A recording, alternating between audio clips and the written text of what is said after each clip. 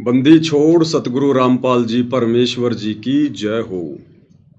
परम पिता परमात्मा सारी सृष्टि के सृजनहार कुल मालिक असंख्य ब्रह्मांडों के स्वामी जगत गुरु तीनों लोकों में प्रवेश करके सबका धारण पोषण करने वाले राजाधिराज आत्माधार नाथों के नाथ देवों के देव महादेव सर्वेश्वर महेश्वर मृत्युंजय अजरो अमर आदि अनादि सनातनी प्रभु जगत पिता जगदीश्वर श्री श्री 1008 की उपाधि के वास्तविक अधिकारी अकाल मूरत शब्द स्वरूपी राम वासुदेव सर्वगतम ब्रह्म परम पूज्य प्रथम पूज्य परम संत परम पुरुष परम धनी परम दयालु सत्य कबीर हक्का कबीर अल्लाहु कबीर अल्लाहु अकबर बाखबर अल्लाह ताला जगत के तारणहार जगत के मुक्तिदाता जगत के जगन्नाथ हारे के सहारे हिंदुओं के राम मुसलमानों के अल्लाह सिखों के वाहिगुरु ईसाइयों के मसीह दया के सागर दया निधि करुणा के सागर करुणा निधि स्वयंभू परिभू संकट मोचन कष्ट हरण मंगल करण दुख भंजन अविगत कबीर निर्विकार निर्विषम परमात्मा अलय अलेख सतगुरु आदि अनादि सतगुरु असली मर्यादा पुरुषोत्तम असली राम असली कृष्ण असली घनश्याम असली मुरारी राजाओं के राजा महाराजाओं के महाराजा शहंशाहों के शहंशाह सम्राटों के सम्राट भगवानों के भगवान अल्लाहों के अल्लाह प्रभुओं के प्रभु मसीहाओं के मसीह सच्चे वाहिगुरु बाबाओं के बाबा पीरों के पीर सेठों के सेठ जगत सेठ सावड़सा सेठ सर्वगुण संपन्न अनंत कोटि कलाओं के स्वामी अनंत कोटि ब्रह्मांडों के नायक योगियों में महायोगी ध्यानियों में महाध्यानी सिद्धों में परम सिद्ध ज्ञानियों में तत्व ज्ञानी ब्रह्म ज्ञानी महाज्ञानी परम ज्ञानी सर्वश्रेष्ठ ज्ञानी विज्ञानी युवा कबीर समर्थ कबीर असमवात अमित ओजा सच्चे रहनुमा करीम अल्लाह सुबहान अल्लाह दुनिया के अंतिम पैगंबर 8 सितंबर 1951 से गांव धनाना जिला सोनीपत हरियाणा भारतवर्ष की पावन भूमि पे प्रकट रियल कल्कि भगवान श्री नारायण साकार हरि श्री बाबा साहिब नूर अनंत परमात्मा सच्चे दरवेश सच्चे बाखबर संत शिरोमणि सतगुरु रामपाल जी परमेश्वर जी के चरण कमल में साध संगति से जुड़े हुए देश विदेश से आप और हम सभी सत्सेवक भाई बहनों का अनंत कोटि दंडवत प्रणाम। सत्साई भाई और बहनों, बहुत बड़ी दया बहुत बड़ी मेहर पूज्य गुरुदेव भगवान की सतगुरु रामपाल जी परमेश्वर जी की, जिनके सानिध्य में उनके अमर तत्व ज्ञान को आधार बनाकर हर प्रकार से मर्यादाओं में रहकर संघर्ष करते हुए अपनी आत्मा के कल्याण हेतु दृढ़ता के साथ निरंतर भक्ति मार्ग पर आगे की ओर ही बढ़ रहे हैं। भाई और बहनों, इस वर्तमान घोर कलयुग में ये इतनी बड़ी रजा इस युवा अवस्था में बाल अवस्था में पूर्ण परमेश्वर की भक्ति शास्त्र अनुकूल शत भक्ति, जिस शास्त्र अनुकूल शत भक्ति को करते हुए ब्रह्मा विष्णु महेश भी डरते हैं, क्योंकि इस भक्ति को सफल बनाने के लिए जो नियम है जो मर्यादा है उनको निभाने के लिए जीव को जीवित ही मरना पड़ता है। जीवित ही लोक लाज से पीछे हटना पड़ता है, मान बड़ाई अहंकार दिखावे से पीछे हटना पड़ता है, राग द्वेष ईर्ष्या छल कपट निंदा इन सब से दूर हटना पड़ता है। नेक नीति ईमानदारी से हमने अपनी रोजी रोटी के लिए धंधा करना पड़ता है। किसी की भी आत्मा हमने शौपन में भी नहीं दुखानी होती है। किसी को ठगने का विचार शौपन में भी नहीं आना चाहिए। पर नारी को माँ बहन और बेटी की दृष्टि से देखना होता है। लड़ाई झगड़ों से दूर बैठना होता है। अपनी सुरती अपनी निरति अपना ध्यान अपने गुरुदेव के चरणों में रखना होता है और शरीर के प्रत्येक अंग का सदुपयोग, जैसे जिह्वा का उपयोग हमने सत्य भाषण करके सतगुरु के दिए गए मंत्रों का जाप करके सतगुरु की महिमा करके इसको सफल करना होता है, इसका सदुपयोग करना होता है। इन कानों से हमने ये दुनिया भर की निंदा चुगली नहीं सुननी होती है। ये दुनिया भर के फिल्मी गाने या अन्य ये जो अश्लील गाने हैं ये हमने नहीं सुनने होते हैं। यानी इतनी ढेर सारी मर्यादा, कदम कदम पर मर्यादा।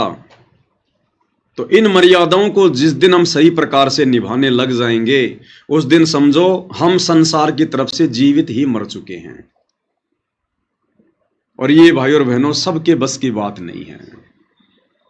आदरणीय गरीबदास जी कहते हैं, सूली ऊपर सेज सुनो रे झुमकरा। यानी कबीर परमेश्वर की इस सत भक्ति को सफल करना ऐसा है जैसे सूली के ऊपर किसी ने अपनी सेज बिछा रखी हो। खांडे की धार है इस भक्ति को सफल करना। भक्ति तो हर कोई ले लेगा, भगत तो हर कोई बन जाएगा, कोई बड़ी बात नहीं है, बस नाम उपदेश लेना पड़ता है। हाथ में रक्षा सूत्र तो कोई भी बांध लेगा, गले में लॉकेट कोई भी लटका लेगा, लेकिन जब भक्ति को सफल करने की दिशा में आगे बढ़ने का समय आएगा तो अच्छे अच्छे सूरमा पीछे हट जाते हैं, अच्छे अच्छे सूरमा।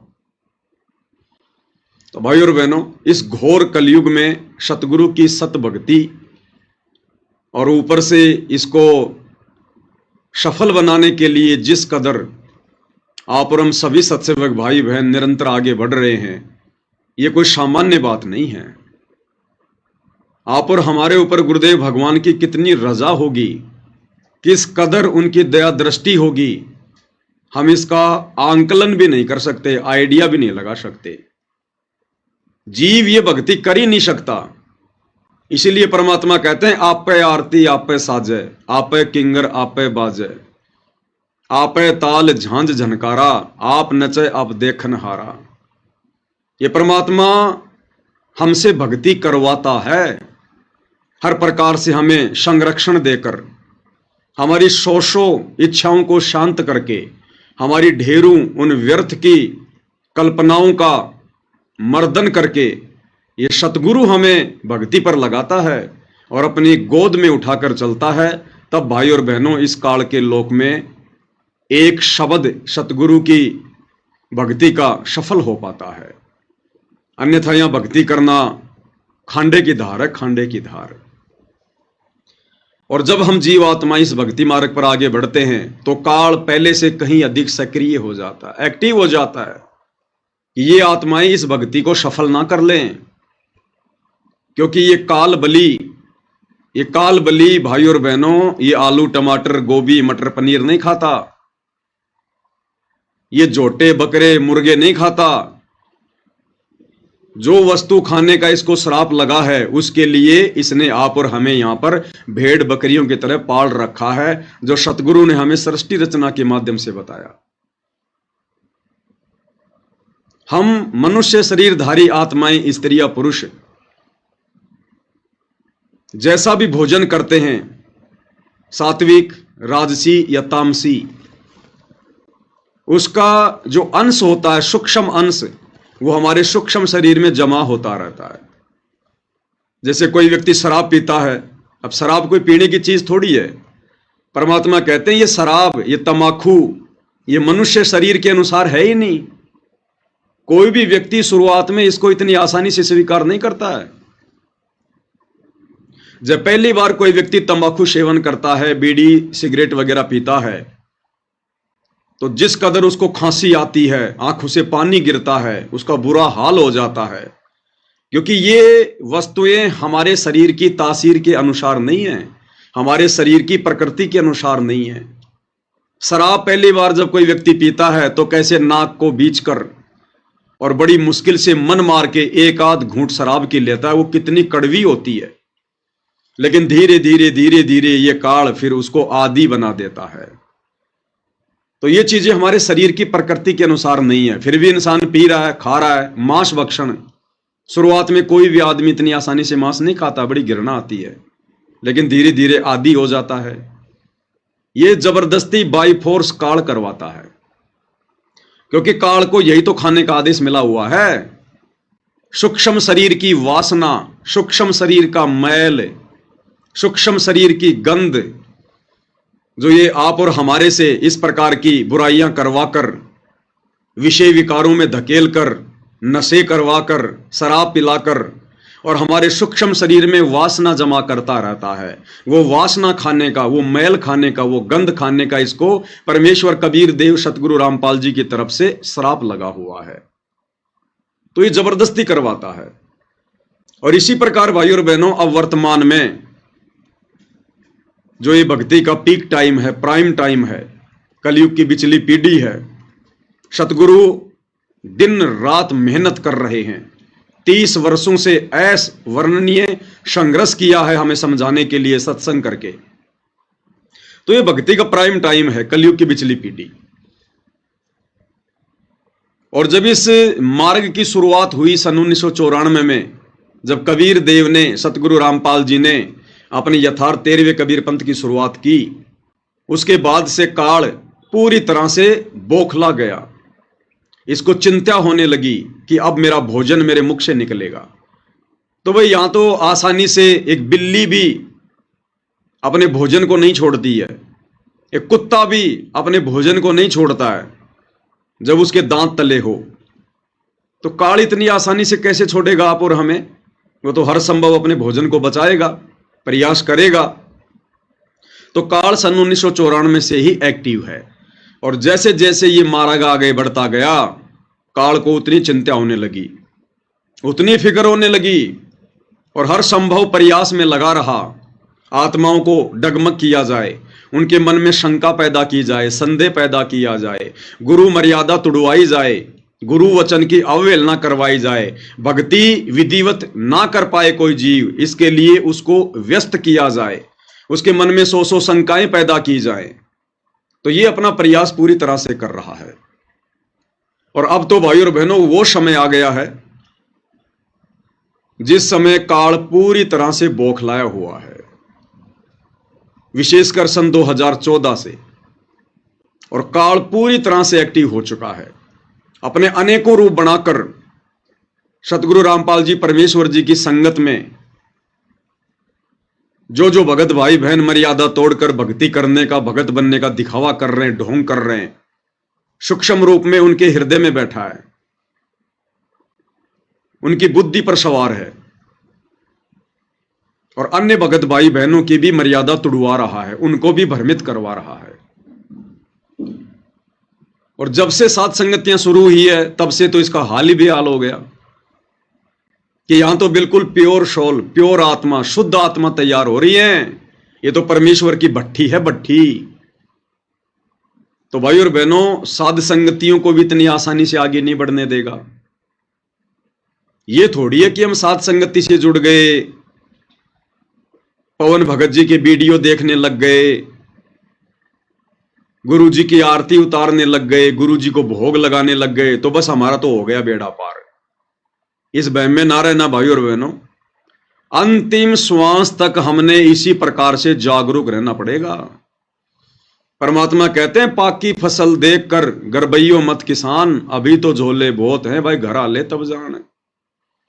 किसान यदि अपने खेत में पकी हुई फसल को देखकर अभिमान करता है, घमंड करता है कि अब की बार तो मेरे जैसी फसल किसी की भी नहीं है, और अब की बार तो बढ़िया मकान बनाऊंगा, बच्चों की शादी करूंगा, फ्रिज लेके आऊंगा, मकान में एसी लगाऊंगा, मोटरसाइकिल लेके आऊंगा, अब की बार तो मेरे खेतों में जबरदस्त फसल लहरा रही है।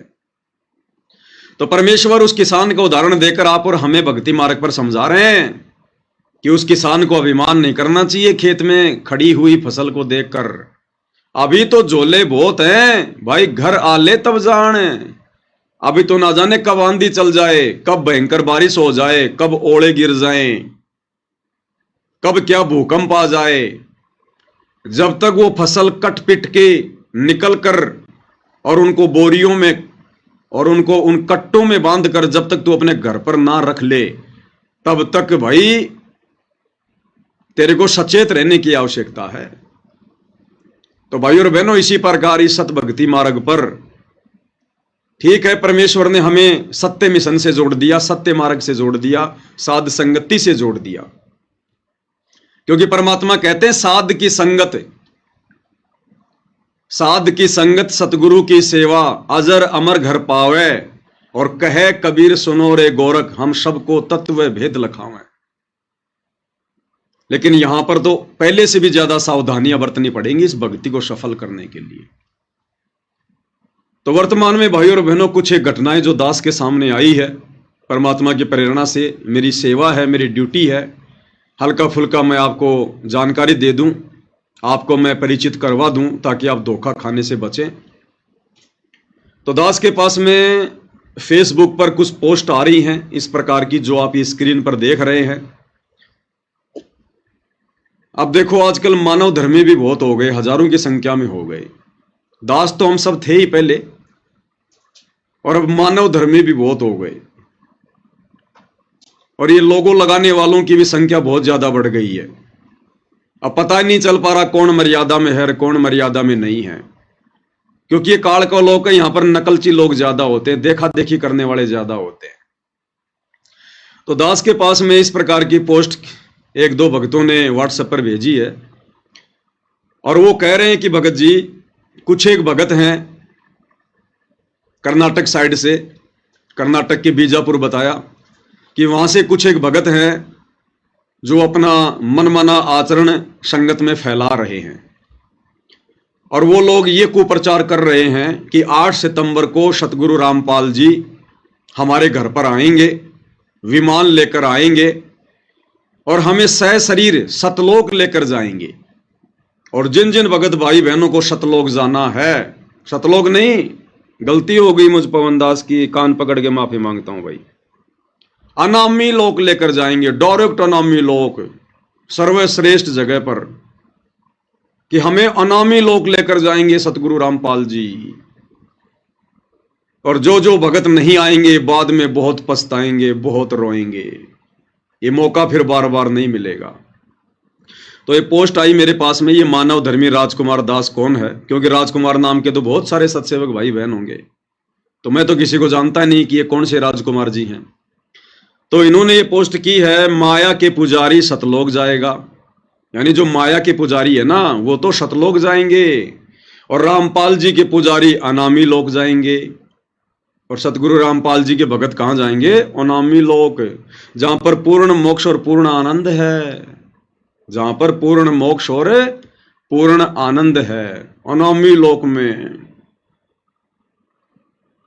टट्टू है वहां पर, टट्टू, जैसे गुरुजी यहां कहते हैं ना कि जब संत आता है जब तो कोई पूजता को न्या, और मेरे मरे बाद में यहां पर मेरी मंडी बनाएंगे, यहां पर मेले भरा करेंगे, फेर के मिलेगा, यहां पर टट्टू मिलेगा। तो अनामी लोक में टट्टू है, टट्टू।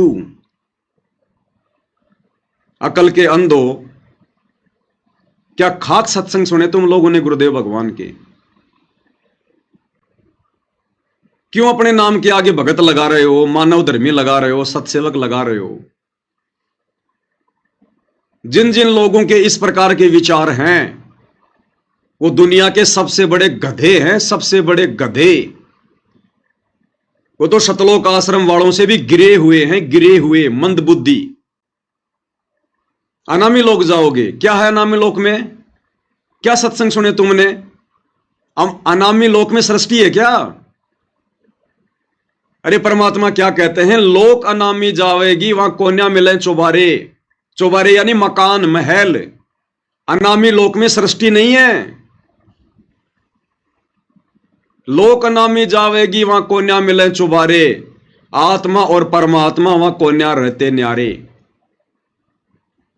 यानी उस अनामी लोक में जाने के बाद में परमात्मा आत्मा का अस्तित्व सदा सदा के लिए समाप्त कर देता है।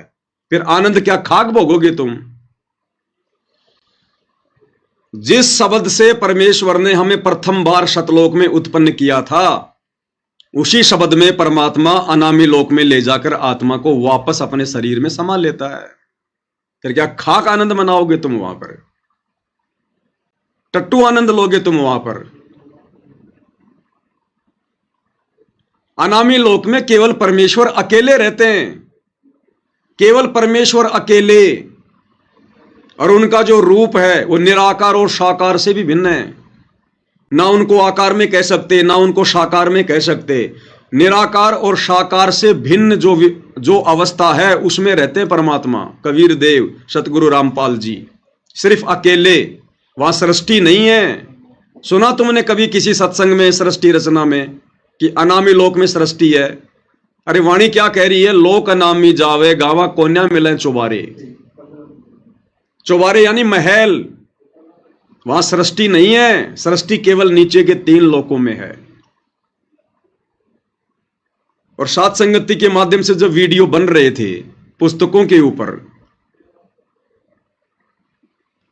तो भक्ति और भगवान पुस्तक में परमात्मा ने हमें क्या बताया कि जिस आत्मा को परमात्मा ने एक बार उत्पन्न कर दिया, और जिन लोकों को परमात्मा ने एक बार उत्पन्न कर दिया, अनामी लोक से नीचे के 3 लोक जिनको परमेश्वर ने उत्पन्न किया है, उनको परमात्मा कभी भी नष्ट नहीं करेगा। यानी आत्मा को परमात्मा कभी अनामी लोक लेकर ही नहीं जाएगा। ये परमेश्वर का वचन है। आत्मा को परमात्मा ने अजरो अमर कहा है, अविनाशी कहा है। तो एक तरफ तो परमात्मा ने आत्मा को अविनाशी कह दिया, फिर अविनाशी आत्मा को परमात्मा नष्ट कैसे करेगा भाई? फिर तो भगवान का वचन ही झूठा हो गया। इसलिए गुरुदेव ने उस पुस्तक में बताया कि परमेश्वर ने नीचे के 4 लोकों को, यानी जो अनामी लोक है वो तो है ही है अविनाशी, और जो नीचे के 3 लोक परमात्मा ने जो और रचे, अगम लोक, अलख लोक और शतलोक, इनको भी परमात्मा ने अजरो अमर बनाया है, अविनाशी की संज्ञा दी है, और आत्मा भी अविनाशी। तो ये नीचे के 3 लोक यानी टोटल 4 लोक मान लो, और ये जितनी भी आत्माएं परमात्मा ने उत्पन्न की हैं, इनको परमात्मा कभी भी नष्ट नहीं करेगा, कभी भी। ये अखंड हैं। अब यहां से जाने के बाद फिर हम कभी भी, और परमेश्वर की सृष्टि तो कभी नष्ट होती नहीं, अविनाशी उसी को कहते हैं। अब इस काल लोक से यदि हम चले जाते हैं हिम्मत करके, संघर्ष करके, मर्यादाओं में रहकर, तो सीढ़ी दर सीढ़ी फिर हम ऊपर चढ़ेंगे, ऊपर के 3 लोकों में। पहले शतलोक में, फिर अलख लोक में, फिर अनामी लोक में। वो लोक परमात्मा कभी भी विनाश में नहीं लेके आएगा, अखंड है वो। और जितनी भी आत्माएं हैं वो भी फिर उन लोकों में रहेंगी, वो दोबारा फिर काल की सृष्टि में भी नहीं आएंगी। क्योंकि यहां हमने कितने दुख भोगे हैं असंख्य युगों से, अब हम सुखी सुख भोगेंगे आगे, सुखी सुख। अब यहां से तो दुख भोग के जा रहे हैं, और वहां जाके परमात्मा हमारे को अनामी लोक में जाके नष्ट कर देगा, आत्मा का अस्तित्व समाप्त कर देगा। तो क्या सुख भोगा फिर हमने? फिर हमें कैसा पता चलेगा कि गुरुजी जो कहा करते थे वो सत्य है, कि ऊपर इतना सुख है, इतने ठाठ बाट हैं, आत्मा कभी मरती नहीं है, वहां कभी मृत्यु नहीं होती है। तो परमेश्वर अनामी लोक में नहीं, अनामी लोक में तो परमेश्वर स्वयं रहते हैं। अरे जैसे देश का राष्ट्रपति है, और राष्ट्रपति का दिल्ली में राष्ट्रपति भवन है, उस राष्ट्रपति भवन में राष्ट्रपति कभी कोई कॉलोनी बसाता है क्या आम व्यक्तियों के लिए? आम जनता के लिए कभी कोई स्कीम काटता है क्या? कोई मकान बनाता है क्या? उस राष्ट्रपति भवन में केवल राष्ट्रपति रहता है। आम लोगों के लिए वहां पर परमानेंट निवास नहीं होता।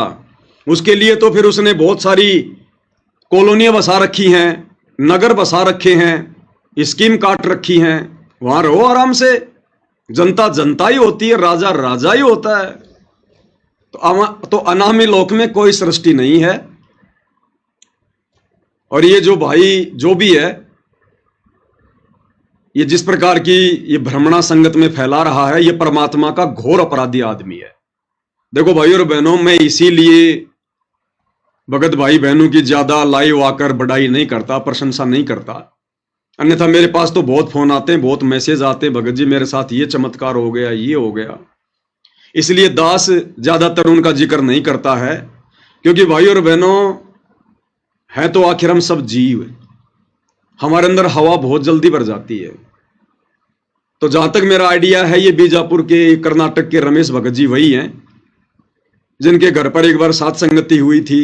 वो सिक्योरिटी गार्ड की शायद नौकरी करते थे, और उनकी जगह जब वो सात संगति में थे तो उनकी जगह उनका रूप बनाकर सतगुरु रामपाल जी भगवान वहां पर उसकी ड्यूटी पे गए। दास ने लाइव आकर भगत भाई बहनों को बताया भी था,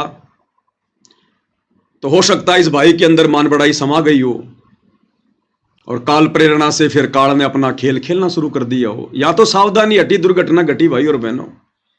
जीव जीव ही रहेगा, अगर पीव बनने का प्रयास करेगा तो सत्यानाश होगा, सत्यानाश।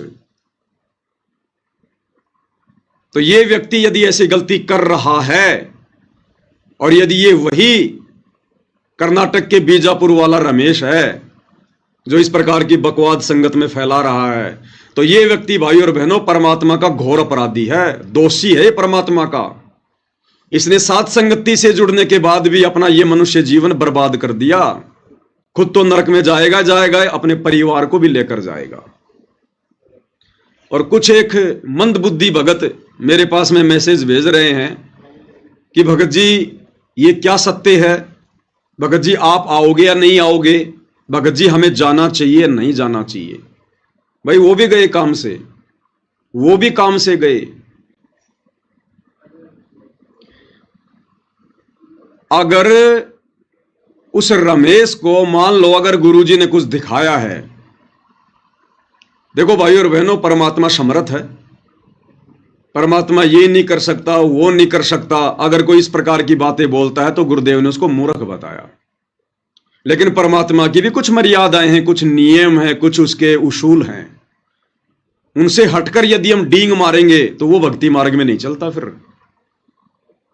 परमात्मा तो समर्थ है, कुछ भी कर सकता है, वो तो कहीं से भी किसी को लेकर जा सकता है, नो डाउट। तो जिन जिन भगत भाई बहनों ने शंका व्यक्त की है ना, भगत जी क्या करें, हम जाएं या ना जाएं, हमें जाना चाहिए नहीं जाना चाहिए, तो वो भी भाई और बहनों मजदार में। जो व्यक्ति सात संगति से जुड़ने के बाद भी इन छोटी मोटी घटनाओं का निर्णय स्वयं नहीं कर रहा है, वो भी मंदबुद्धि है, उसकी भी मर्यादा खंडित है। अरे अगर आदेश उस रमेश दास को गुरुदेव ने दिया भी होगा तो तुम क्या वहां पे टट्टू लाने जा रहे हो? जब तुम्हें ले जाना होगा तो परमात्मा तुम्हें भी सूचना भेज देगा। अगर उस रमेश दास को उसके अनुसार गुरुजी ने आकर कहा है कि बेटा 8 सितंबर को तैयार रहना, मैं विमान लेके आऊंगा और तेरे को डायरेक्ट अनामी लोक में लेकर जाऊंगा, तो बाकी क्यों अपने ऐसी तैसी करवा रहे हो? वहां जाकर तुम्हें क्या मिलेगा? तुम्हारे लिए हुआ क्या आदेश? तुम्हें आदेश दिया गया है क्या? तुम क्यों भेड़ चाल में भग रहे हो? तुम क्यों देखा देखी में भग रहे हो?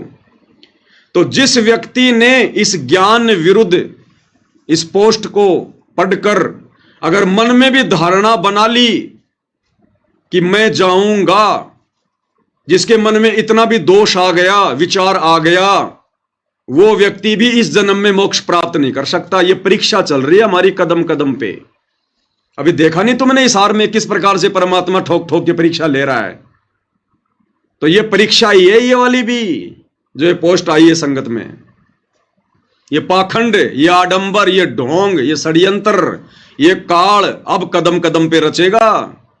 दास बहुत पहले कह चुका है भाई और बहनों, अब हम साथ संगति में उस दौर से गुजर रहे हैं, यहां पर जरा भी त्रुटि परमात्मा को पसंद नहीं होगी, जरा भी त्रुटि। और जरूर इस व्यक्ति ने कोई ना कोई गलती करी है, मर्यादा तोड़ी है, और ये काल ने अपना खेल खेला इसके साथ में, काल ने, क्योंकि काल ने भी तो अनामी लोक बना रखा है। अरे काल ने भी तो यहां पर नकली अनामी लोक, नकली अगम लोक, नकली सतलोक बना रखे हैं ना। तो ये काल खेल खेल रहा है उसके साथ में काल, क्योंकि परमात्मा काल को इजाजत दे देगा तो फिर वो अपने बाप का रूप बना लेगा, वैसे नहीं बना सकता। जब उसने अपने भाई जोगजीत का रूप बनाने के लिए भी उसकी आज्ञा मांगी, तो परमात्मा का कैसे बना लेगा? गुरुदेव भगवान का।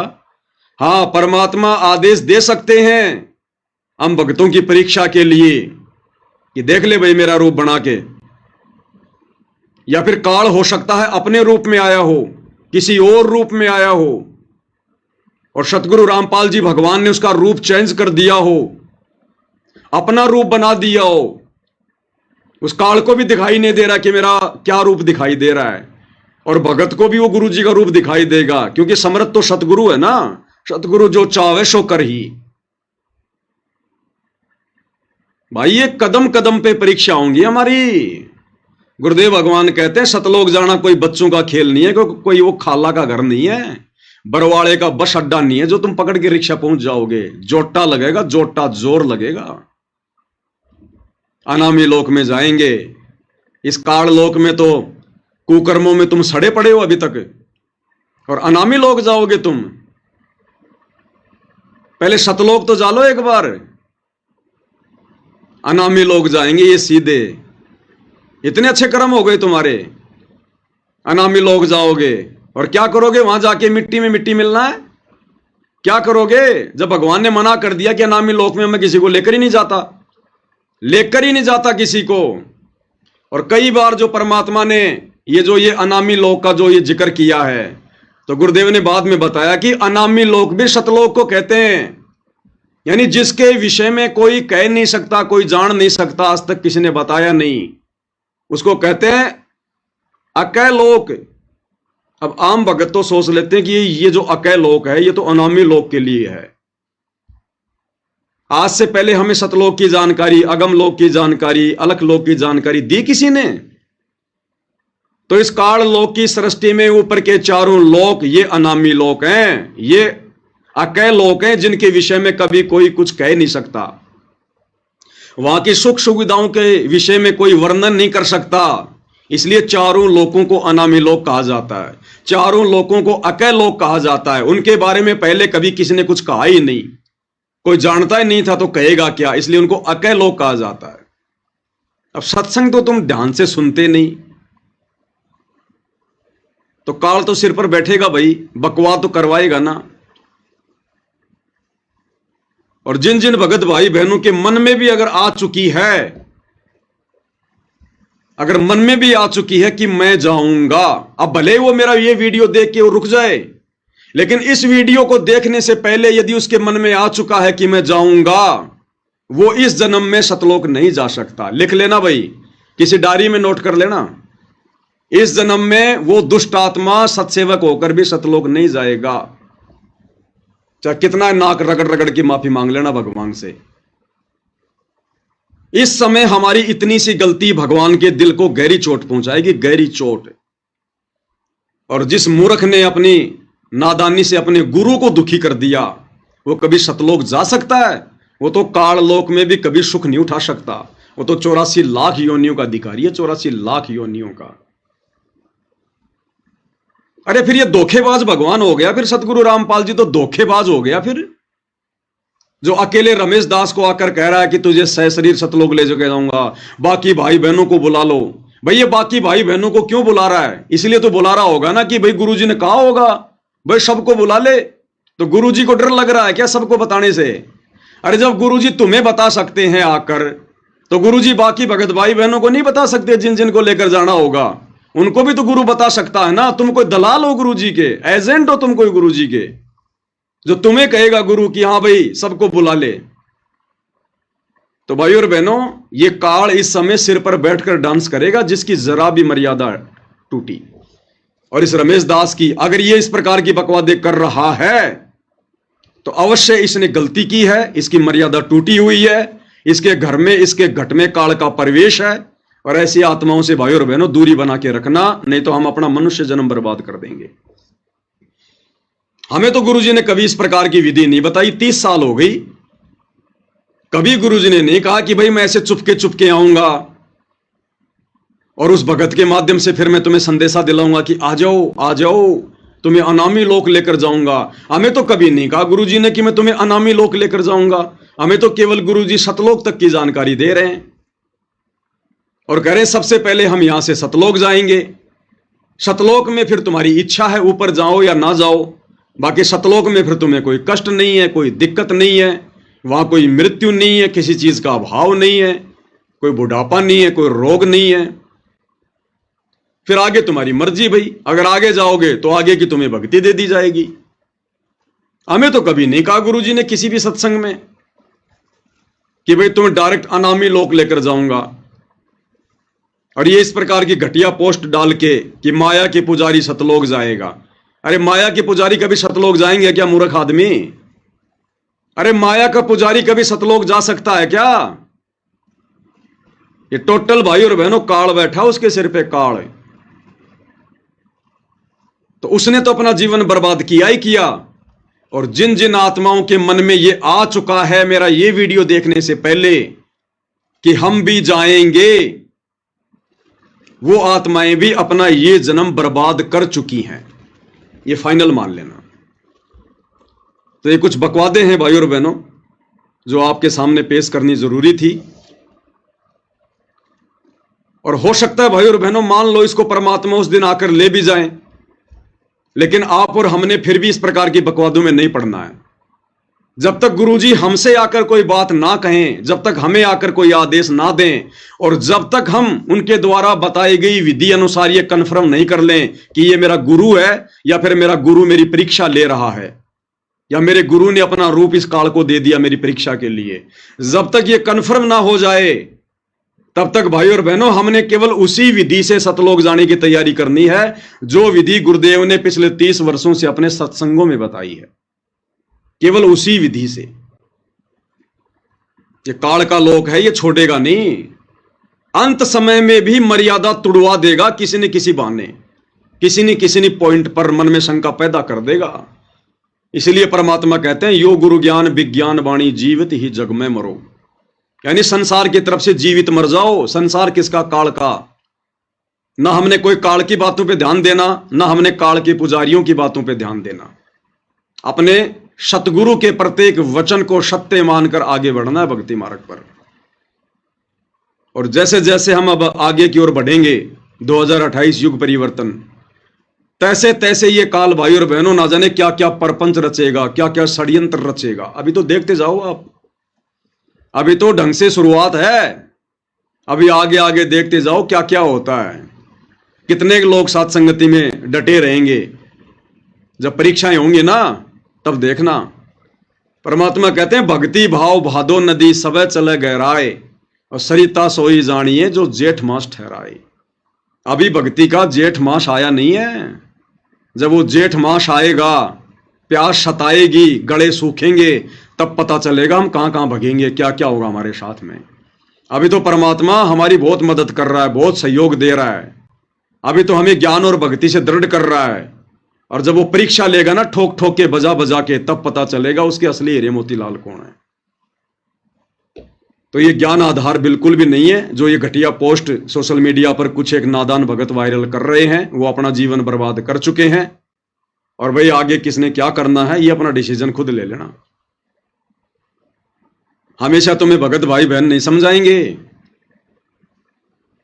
अगर तुम यहां पर भी डगमग हो रहे हो और जब ये स्थूल शरीर छोड़कर त्रिकुटी की यात्रा करोगे, तुम क्या खाक जाओगे तुम त्रिकुटी पर। 14 करोड़ तो छोड़ो, तुम्हें एक भी यम का दूध दिखाई दे गया तुम्हारी टट्टी पेशाब निकल जाएगी। अगर तुम्हारी यही अगर तुम्हारी अज्ञानता रही तो भाई अपना अपना स्टैंड क्लियर कर लेना। उसके बाद भाई और बहनों दूसरी जो घटना है, एक ये पीला पर्चा है, आप सभी भगत भाई बहनों के सामने है। सतलोक आश्रम मैनेजमेंट हरियाणा ने इसको 15 अगस्त 2025 को वायरल किया है,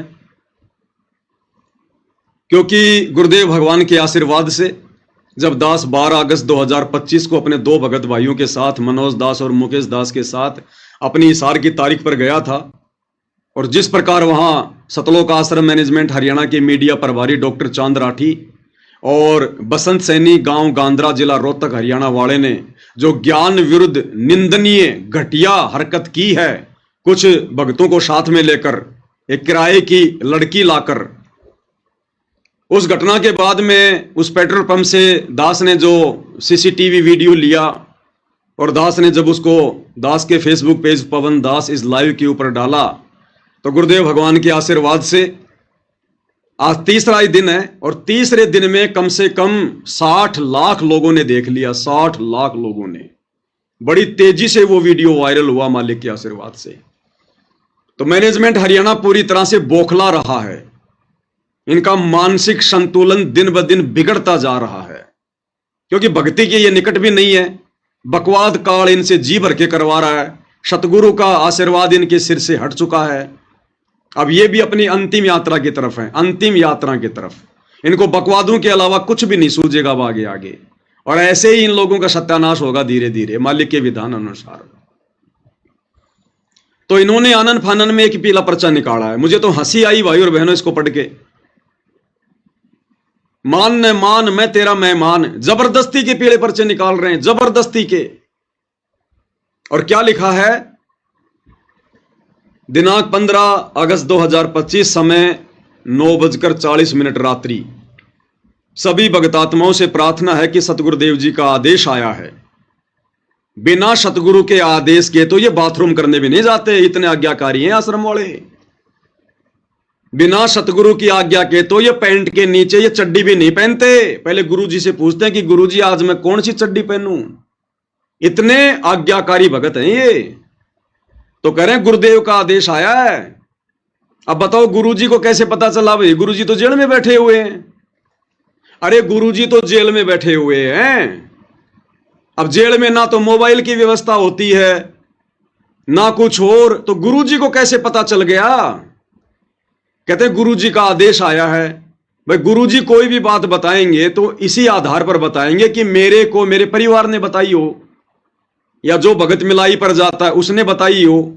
उस आधार से फिर गुरुजी आदेश दे सकते हैं, अन्यथा गुरुजी को क्या पता? बताओ भाई। गुरुजी तो एक आम संत की लीला कर रहे हैं, वे तो अंतर्यामी हैं, जानी जान है, लेकिन अपनी शक्तियों का परमात्मा तुम नालायकों की तरह दुरुपयोग नहीं करते। तो गुरुजी को किसने बताया होगा? गुरुजी के परिवार ने बताया होगा, जो मिलाई पर जाते हैं उन्होंने बताया होगा। तो आदेश ये गुरुजी का कहां हो गया? आदेश तो मिलाई पर जाने वाले भक्तों का है, जो उन्होंने गुरुजी को आदेश दिया। उन्होंने गुरुजी को आदेश दिया कि गुरुजी अब तुम भी ऐसा ही आदेश दे दो जो हमने आपको बताया है। तो कह रहे गुरुजी का आदेश आया है। क्या आदेश है? सतगुरुदेव जी का आदेश आया है कि गुरुद्रोहियों ने एक अन्नपूर्णा मुहिम संत रामपाल जी महाराज जी के सानिध्य में नामक व्हाट्सएप ग्रुप बनाया हुआ है।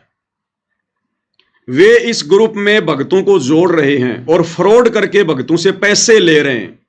अरे हम सत्सेवक तो थूकते हैं तुम्हारी अन्नपूर्णा मुहिम के पैसों पर, थूकते हैं। थूक के बताऊं क्या? अरे थूक के बताऊं क्या? ये परमात्मा की सेवा का कमरा, थूक नहीं सकता, नहीं तो अभी तुम्हें थूक के बताता। ये पवन दास और मेरे सत्सेवक भाई बहन जो परमेश्वर के प्रति समर्पित हैं, अरे सतलोक आश्रम मैनेजमेंट हरियाणा वालों, तुम्हारे भक्तों के और तुम्हारी ये अन्नपूर्णा मुहिम जैसी घटिया मुहिम के पैसों की तरफ हम तो थूकते भी नहीं है। ये हराम की कमाई, ये पाप की कमाई, ये झूठ और फरेब की कमाई, हम सत्सेवक तो पेशाब भी नहीं करते इसके ऊपर, पेशाब भी। वे इस ग्रुप में भक्तों को जोड़ रहे हैं और फ्रॉड करके पैसे ले रहे हैं। गुरु द्रोहियों द्वारा बनाए हुए इस प्रकार के किसी भी ग्रुप में किसी भी भगत आत्मा ने नहीं जुड़ना है। किसी भी व्हाट्सएप ग्रुप में जुड़ने के लिए किसी भी अपरिचित व्यक्ति का लिंक आता है तो जुड़ने से पहले अपने कोऑर्डिनेटर सेवादार से अवश्य संपर्क करें। कर लेना भैया, जैसा कह रहे हैं वैसा कर लेना। ना तो हम सत्सेवकों ने ऐसा कोई ग्रुप बनाया, ना हम ऐसा कोई ग्रुप बनाते, और ना ऐसी पाप की और आराम की कमाई जो गुरु का परिवार खा रहा है, ये सतलोक आश्रम मैनेजमेंट हरियाणा डकार रहा है। हम सत्सेवक तो थूकते भी नहीं है, ऐसी कमाई पर थूकते भी नहीं है। ये पीला पर्चा तो तुम लोगों ने अपनी वो जो है वो इज्जत बचाने के लिए कि अब हम क्या करें, ये वीडियो तो तेजी से वायरल हो गया, ये तो संगत में पहुंच गया, लोग आपस में चर्चाएं कर रहे हैं कि जिन आश्रमों में हम ज्योति पाठ और दान का पैसा दे रहे हैं वहां तो ऐसे ऐसे निकम्मे और कुकर्मी भगत बैठे हैं। हमारा पैसा तो इन कुपात्रों के, कुकर्मियों के हाथ में जा रहा है, इनमें तो भगत का एक भी लक्षण नहीं है। ये तो जानवरों की तरह भगतों को मार रहे हैं और कहते हैं हमारे को सार नाम मिल गया, हमारे को सार शब्द मिल गया। अब संगत की आंखें खुल रही हैं, इनके पेट में दर्द हो रहा है, तो इस प्रकार की बकवाद मन गढ़ंत कहानियां लिख लिख कर भेज रहे हैं। फिर इसी का नीचे का दूसरा पर्चा है, उसमें इन्होंने क्या लिखा है, ये है, इसमें इन्होंने रेफरेंस दिया है अन्नपूर्णा मुहिम संत रामपाल जी महाराज के सानिध्य में बिना मेहनत के कमाई का सबसे बड़ा रहस्य 100% वैध और सुरक्षित घर पर रहें और इस कंपनी के प्लेटफॉर्म पर हमारे साथ निवेश करें। अपने मासिक वेतन पर निर्भर ना रहें। आपका मासिक वेतन आपको अमीर नहीं बनाएगा। शामिल हो, प्रक्रिया पर भरोसा करें, अपना पैसा यहां निवेश करें, हम पर नहीं। कृपया यहां घोटालेबाजों को स्वीकार ना करें।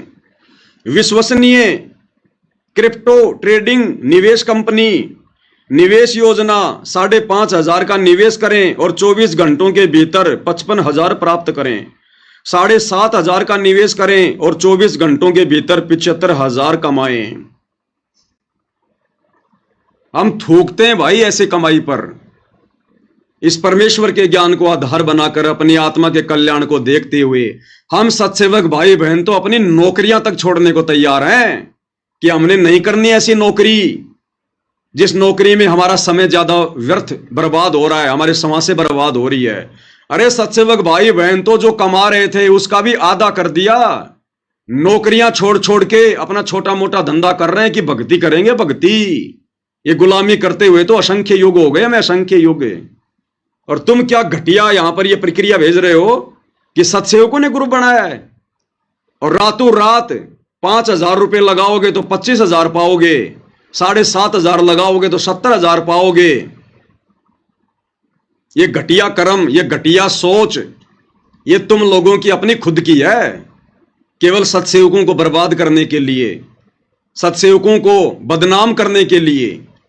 तो ना तो हम भाई और बहनों बर्बाद होने वाले, क्योंकि जिसको आबाद करने वाला पूर्ण परमात्मा हो उसको बर्बाद कौन कर देगा।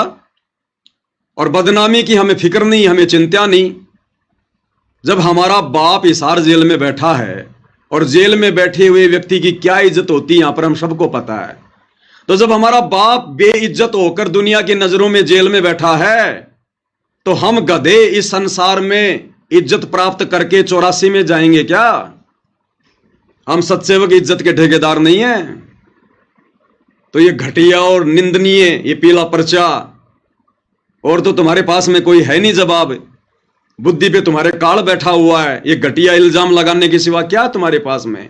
अरे जब तुम हिसार में, वो तुम्हारा बसंत सैनी जो इन आश्रमों में पाठ करता है, जब वो एक किराए की लड़की पकड़ के ला सकता है मुझ पवन दास पर लड़की का झूठा आरोप लगाने के लिए, तो ये व्हाट्सएप पे ग्रुप बना बना के डालना, हमारे को बदनाम करने की साजिश करना, ये कौन सी बड़ी बात है? उस लड़की वाले कुक्रम के आगे तो ये कुछ भी नहीं है। चाहे दिन में 50 ग्रुप बना के और हम सत्सेवकों को तुम बदनाम करो। तो भाई और बहनों, जब इंसान का जब पतन होना शुरू हो जाता है ना तो उसकी बुद्धि काम करना छोड़ देती है, विनाशकालीन विपरीत बुद्धि हो जाती है उसकी। तो आगे आगे अब इन लोगों के साथ में यही होगा। और देख लेना भाई और बहनों इसका अंजाम, जो इन्होंने गुरुदेव भगवान की भक्ति और मर्यादाओं की 2014 के बाद से जो ये धज्जियां उड़ाई है ना, जो गुरुदेव भगवान की छाती पर इन्होंने जो ये कुठाराघात किया है ना, जितना दुख उनको दिया है, जितने आंसू उनकी आंखों से इन्होंने गिराए हैं, उसका परिणाम देख लेना भाई और बहनों। परमात्मा कुछ नहीं कहेगा लेकिन उनका विधान काम करेगा, उनका विधान। इनकी दुर्गति देखकर लोग भक्ति से किनारा कर लेंगे, भक्ति से किनारा। इनका वो समय आएगा थोड़े दिनों बाद में, ये काल चक्कर शुरू हो चुका है अब। तो ये इनकी मनमानी बकवाद है भाई और बहनों। आप सभी भाई बहनों को सूचित करना जरूरी होता है दास ने, क्योंकि दास की परमात्मा ने यही ड्यूटी लगाई है।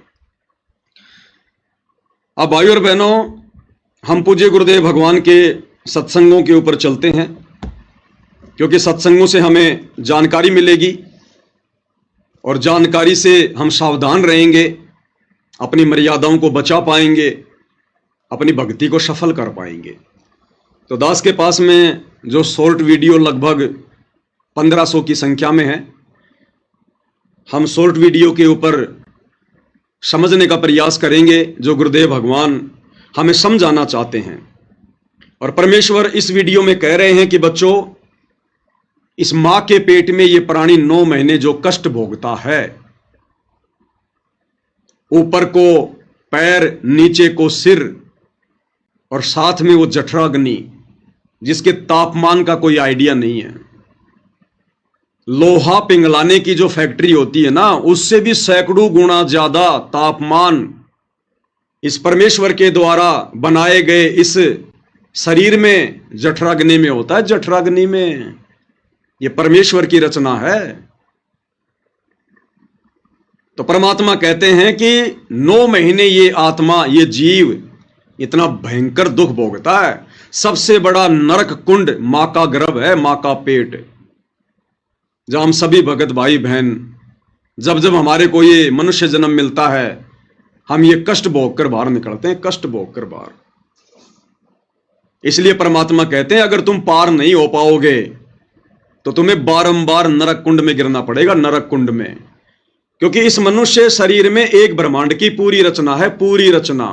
और एक ब्रह्मांड में इस काल ने स्वर्ग भी बना रखा है, नरक भी बना रखा है। तो हमने सब कुछ भोगना पड़ता है, सब कुछ। तो यदि हम मोक्ष प्राप्त नहीं करते हैं मनुष्य जन्म प्राप्त करके, भले हमारे को परमात्मा 84 में ना भेजे। देखो 84 में भेजना ना भेजना, इसके पीछे भी एक रहस्य होता है। जैसे गुरुदेव भगवान अपने कई सत्संगों में जिक्र करते हैं कि बच्चों, यदि तुमने एक बार उपदेश ले लिया और जब तुम्हें सतनाम मिल जाता है, सतनाम मिलने के बाद यदि तुम्हारी मृत्यु भी हो जाती है या तुम्हारा मोक्ष नहीं हो पाता है, तो तुम 84 लाख योनियों में नहीं जाओगे, बारंबार तुम्हें मनुष्य जन्म प्राप्त होंगे। अब इसके पीछे भी भाई और बहनों कुछ नियम हैं। हर भगत को सतनाम लेने के बाद यदि पार नहीं हुआ तो केवल मनुष्य जन्म ही नहीं मिलेंगे, वो 84 में भी जाएगा। नियम क्या है?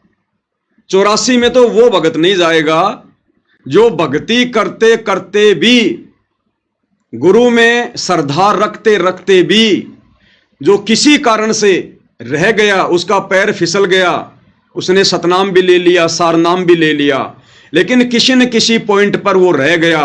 अगर वो गुरुद्रोही नहीं होता है, अगर वो गुरु की निंदा चुगली नहीं करता है, अगर वो विशेष कोई बकवाद नहीं करता है, तो फिर परमात्मा उस आत्मा को जल्दी से 84 में नहीं जाने देता, जल्दी से नहीं जाने देता। बारंबार उसको मनुष्य जन्म मिलेंगे, परमात्मा उसकी बैटरी चार्ज करता रहेगा।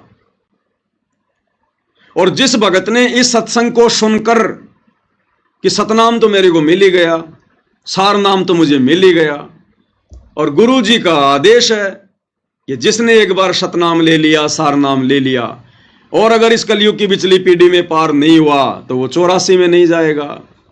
और वो नादान सोच ले कि अब 84 में तो मैं जाऊंगा ही नहीं, और पार हो ना हूं फिर क्या फर्क पड़ता है, बार बार मनुष्य जन्म प्राप्त करूंगा, 84 में तो जाना नहीं। जिसने अपने मन में यह सोचकर भक्ति को हल्के में ले लिया कि 84 में तो जाना ही नहीं है, फिर कभी पार हो जाएंगे, वो फिर निश्चित 84 में जाएगा।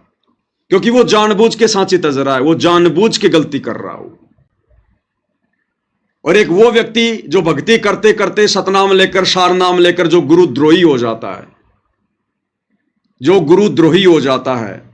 अब गुरुद्रोही का मतलब ये नहीं है कि गुरु जी के पीछे लेकर डंडा पड़ जाए, या गुरु जी को सरेआम रोड पे खड़ा होकर गालियां निकालने लग जाए, या गुरु जी की जो है बुराई करने लग जाए, वो ही गुरुद्रोही होता है।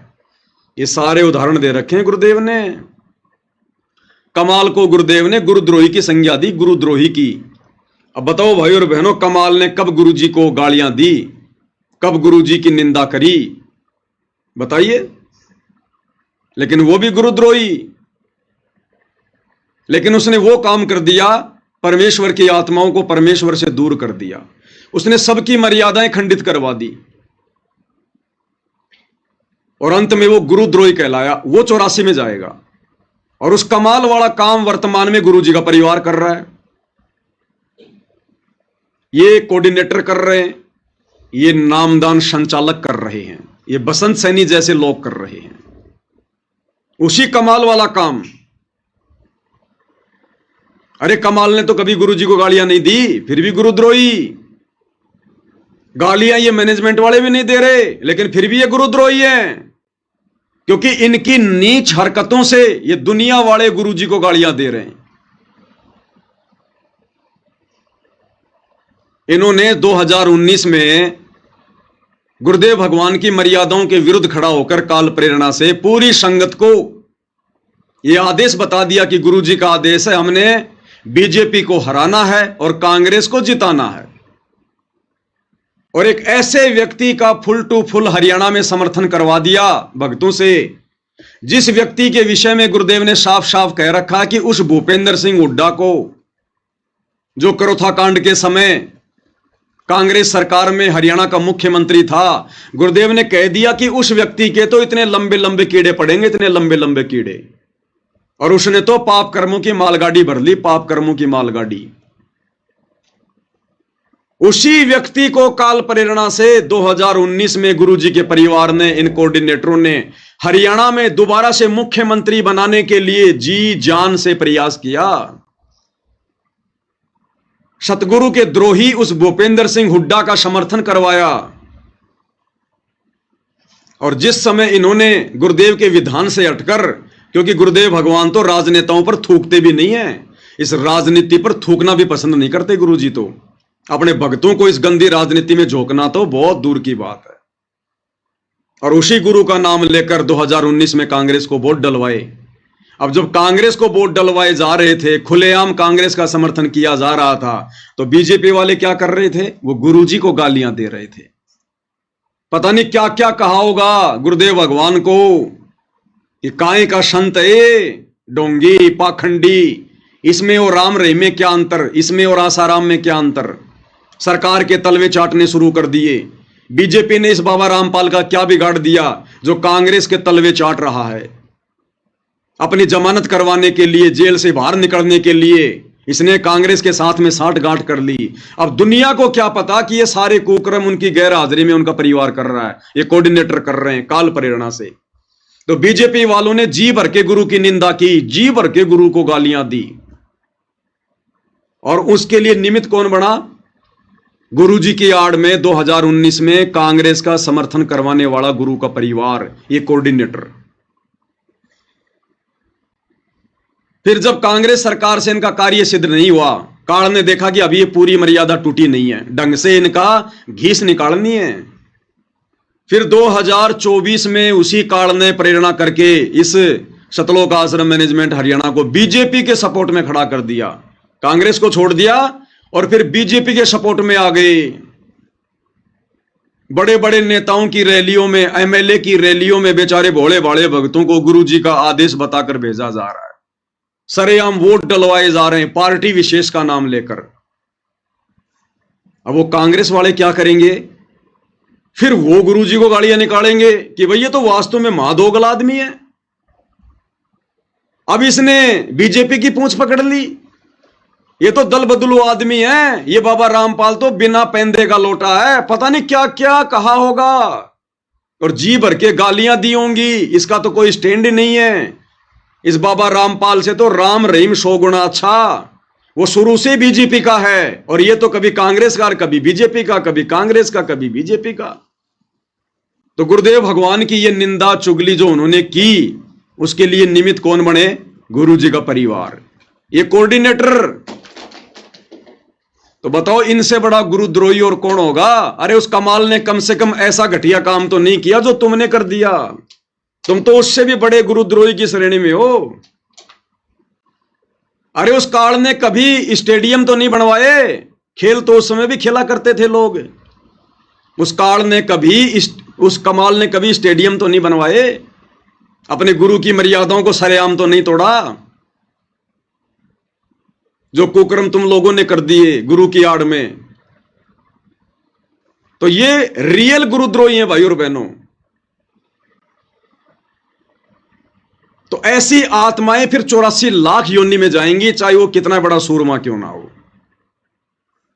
उसने चाहे सतनाम ले रखा हो, चाहे सारनाम ले रखा हो, ये काल सूक्ष्म चोट मारेगा। ये आमने सामने की लड़ाई नहीं लड़ेगा वर्तमान में। इसने कह रखा है कि अब मैं रावण जैसी गलती नहीं करूंगा, आमने सामने होकर लड़ाई नहीं लड़ूंगा।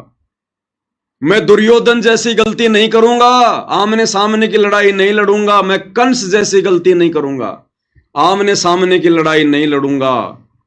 इस कलयुग की बिचली पीढ़ी में अगर मैं लड़ाई लड़ूंगा उस कल की भगवान के साथ, उस पूर्ण परमात्मा के साथ, तो उसके भक्तों के अंदर मैं प्रवेश करके लड़ूंगा, उसके भक्तों में प्रवेश करके लड़ूंगा। उसके भक्तों का ही मैं उस भगवान का विरोधी बना दूंगा और फिर कहूंगा कि अब मुझे मार के बता। अगर मुझे मारना है तो पहले अपने भक्तों को मारना पड़ेगा, क्योंकि मैं तेरे भक्तों में प्रवेश हूं।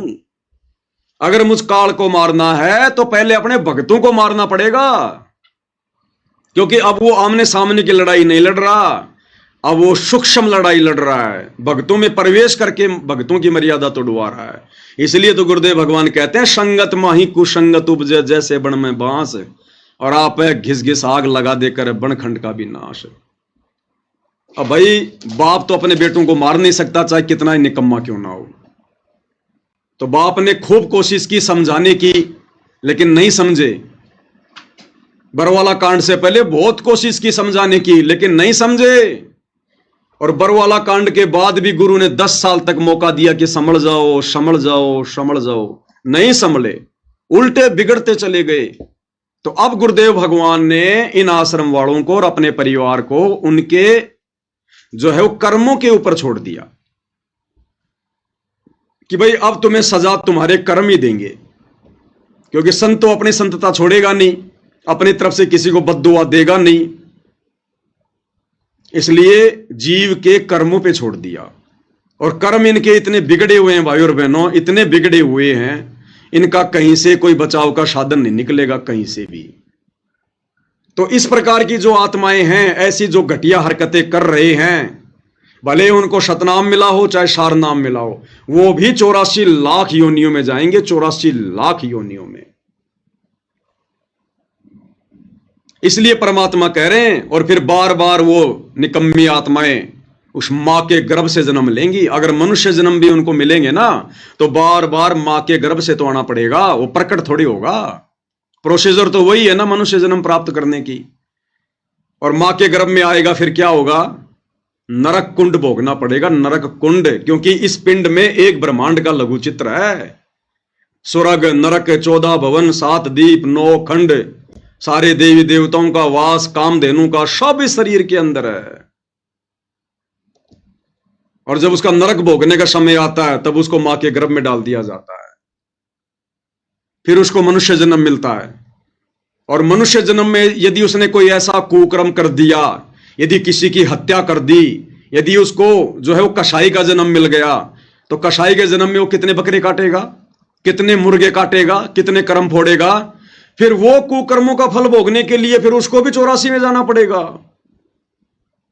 तो भाई और बहनों, एक बार यदि बात बिगड़ गई तो फिर बिगड़ती चली जाएगी, फिर बिगड़ती चली जाएगी। ये बात फिर संभलने में नहीं आएगी ये।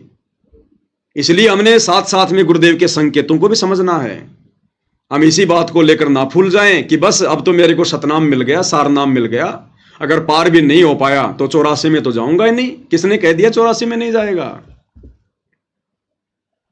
अरे ब्रह्मा विष्णु महेश की पदवी कौन आत्मा प्राप्त करती है? वो आत्मा जो कलयुग की पिछली पीढ़ी में सतगुरु रामपाल जी की शरण में आती है, और शरण में आकर जो सारनाम की कमाई करता है। और सारनाम लेने के बाद भी जो आत्मा पार नहीं हो पाती है, उन्हीं आत्माओं को तो फिर ब्रह्मा विष्णु महेश की पदवी मिलती है। और गुरुदेव ने क्या बताया कि ये ब्रह्मा विष्णु महेश भी अपना समय पूरा करके 84 लाख की यात्रा में जाएंगे, 84 लाख की यात्रा में। तो कौन से बहम में घूम रहे हो भाई और बहनों? इसलिए परमात्मा कहते हैं, समझा है तो सिर धर पांव, बहुर नहीं रे ऐसा दाव।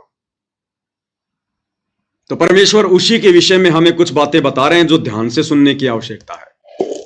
तू ही तुतकारे थी, जपे था जपा जाप, और बाहर आके भरम गया तो बहुत करते है पाप। माँ के पेट में तो तू ही ये भगवान निष्पक्ष, बाहर निकाल दो आपको बोलूंगा नहीं। तू ही, तेरे बिना कोई नहीं हमारा। तू ही तुतकारे थी, वहां जपता जपा जाप, और बाहर आके भरम गया तन बहुत किए अब पाप। तू ही तुतकारे थी, रंकार धुन ध्यान, कभी तड़प तड़प का मालिक ने याद करे था अंदर से कसक के साथ। जिन यो साज बनाई या जाकू ले पहचान, जिन यो साज बनाइया जाकू ले पहचान। और मां के गर्भ में किस प्रकार से तड़प तड़प के कशक के साथ में रो रो के प्रार्थना करते थे कि ये परमात्मा हम इस नरक कुंड से बाहर निकाल दो, नरक कुंड से बाहर निकाल दो। भाई और बहनों, उतनी तड़प, उतनी ही ये कशक हमारी आज गुरुदेव के ज्ञान को आधार बनाकर, इस ज्ञान को अच्छे से समझकर जब इस 21 ब्रह्मांड से, इस पृथ्वी लोक से बाहर निकलने की बनेगी सतलोक के लिए, तब परमात्मा हमारी पुकार सुनेगा। क्योंकि मां के गर्भ में हम कितने दुखी, कितने कायल, कितने परेशान, कितने तड़प रहे थे। गुरु के हर वचन को स्वीकार कर रहे थे कि आप जो कहोगे मैं आपकी हर बात मानूंगा, बस आप मुझे एक बार इस दुख से बाहर निकाल दो। और जब उसने इतनी प्रार्थना की, वो इतना दुखी हो रहा था वास्तव में, तब परमात्मा ने उसकी पुकार को सुना और मां के गर्भ से बाहर निकाला।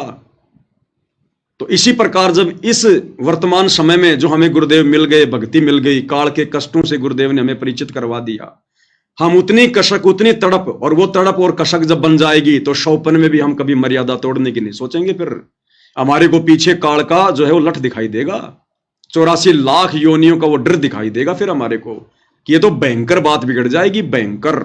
और ना जाने फिर परमात्मा कब संभालेगा, कब, कितने युगों, कितने जन्मों बाद हम इस भक्ति को खा खर्च के जब वापस पृथ्वी पर आएंगे कभी, तब तक तो अरबों खरबों कलयुग के बिचली पीढ़ी निकल चुकी होंगी, अरबों खरबों कलयुग की बिचली पीढ़ियां, हमारा नंबर भी नहीं पड़ेगा। इसलिए परमात्मा कहते हैं जिनियो साज बनाइया उसको ले पहचान, कि उस परमात्मा को पहचान ले जिसने तेरा मां के पेट से, उस गर्भ से, नरक कुंड से तेरा पीछा छुड़वाया था। अरे जिस भगवान ने, जिस कबीर देव ने मां के गर्भ से हमारा पीछा छुड़वाया हमारी प्रार्थना पर, तो उस कबीर के अलावा अब इस धरती पर, इस काल के लोक से हमारा पीछा और कौन छुड़वा सकता है? वही छुड़वाएगा जिसने मां के गर्भ से छुड़वाया। इसलिए परमात्मा कहते हैं जिनियो साज बनाइया वा को ले पहचान, कि अब उस कबीर भगवान को तू पहचान ले, अपने सतगुरु को पहचान ले। बंदी छोड़ कौन हो सकता है? काल के बंधनों से कौन छुड़वा सकता है? वो मां का गर्भ भी तो काल का जो है वो बंधन था, बंद थी। जब वहां से बंदी छोड़ने छुड़वाया तो आज कौन छुड़वा देगा उनके अलावा? तो सतगुरु रूप में वो बंदी छोड़ आया हुआ है, कबीर भगवान आया हुआ है। इसलिए परमात्मा कहते हैं जिनियो साज बनाइया, जिसने ये खेल रचा है वाकू ले पहचान। तो ये सतगुरु की पहचान करवाई जा रही है भाई और बहनों, पहचान। जठरग्नि से राखिया ना साईं गुण भूले, ओ साहेब दरहाले है क्यों बोवे है सूल। क्या बताते हैं?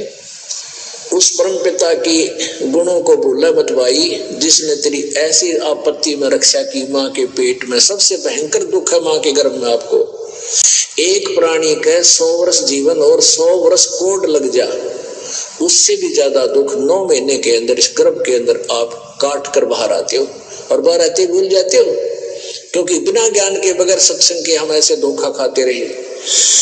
जठरग्नि से राखिया ना साईं गुण भूले, उस माँ के पेट में आग बढ़े थी, वहां भी तेरी रक्षा की। जैसे होली को, प्रहलाद को होली से बचाया था, ऐसे ही माँ के पेट में होली है, उसके साथ तेरी रक्षा की परमात्मा ने। ना साईं गुण भूल, उस परम पिता के गुणों को भूल मत। और ओ साहेब दर हाल है क्यों बोवत है सूल, कि वो परमात्मा आज भी है, तो ये खोटे कर्म ना करे, चोरी ठगी रिश्वतखोरी बकवाद है, इन न छोड़ दे, आज भी इतना वो तेरे अवश्य देगा। परमेश्वर हमें भाई और बहनों इतना सब कुछ समझा रहे हैं, इतना सब कुछ बता रहे हैं, केवल हमारी सुरती सतलोक में लगवाना चाहते हैं, हमारी सुरती भक्ति में लगवाना चाहते हैं, ताकि इन असंख्य जन्मों से, असंख्य युगों से जो हम ये कष्ट भोगते हुए आ रहे हैं, इनसे हमारा किसी भी प्रकार से पीछा छूटे। और जो विवेकी आत्मा होगी, जो समझदार आत्मा होगी, जो अधिकारी आत्मा होगी भाई और बहनों, वो तो इस प्राइम टाइम को बिल्कुल भी नहीं चुकेगी और सिर धड़ की बाजी लगाकर गुरुदेव पर कुर्बान हो जाएगी। अगली वीडियो में भाई और बहनों परमेश्वर हमें एक छोटे से सत्संग के माध्यम से आगाह कर रहे हैं कि यदि हमने इस भक्ति को सफल करना है तो किस प्रकार से करना है। अब ये वो समय नहीं रहा भाई और बहनों कि हम चलते फिरते, नहाते धोते, उठते बैठते हम अपनी भक्ति सफल कर लेंगे। नहीं, वो समय कुछ और था, वो समय जा चुका है। वो दौर भक्ति का शुरुआती दौर था। ये तत्व ज्ञान सभी के लिए नया था। कोई भी आत्मा इस ज्ञान को समझकर, ज्ञान को आधार बनाकर सतगुरु से नहीं जुड़ सकती थी, क्योंकि यह ज्ञान हर प्रकार से नया था, नूतन। किसी के भी गले नहीं उतरता यह ज्ञान। उस समय गुरुदेव ने कोई सदग्रंथ नहीं दिखाए, गीता, वेद, कुरान, पुराण नहीं पढ़ाए, सन 1994 से 2001 तक। इसलिए यह ज्ञान किसी के गले नहीं उतरता। कोई इन बातों पर विश्वास नहीं करता, सृष्टि रचना पर, गरीबदास जी के ग्रंथ साहिब पर। इसलिए उस समय परमात्मा ने थोड़ी ढील दे रखी थी कि जैसे भी ये लौटते पोटते घूमते फिरते, जैसे भी ये भक्ति करें, आगे बढ़ेंगे, धीरे धीरे ज्ञान सुनेंगे तो समझ में आ जाएगा। और परमात्मा ने, गुरुदेव भगवान ने अपनी तरफ से 100 सुख दिए।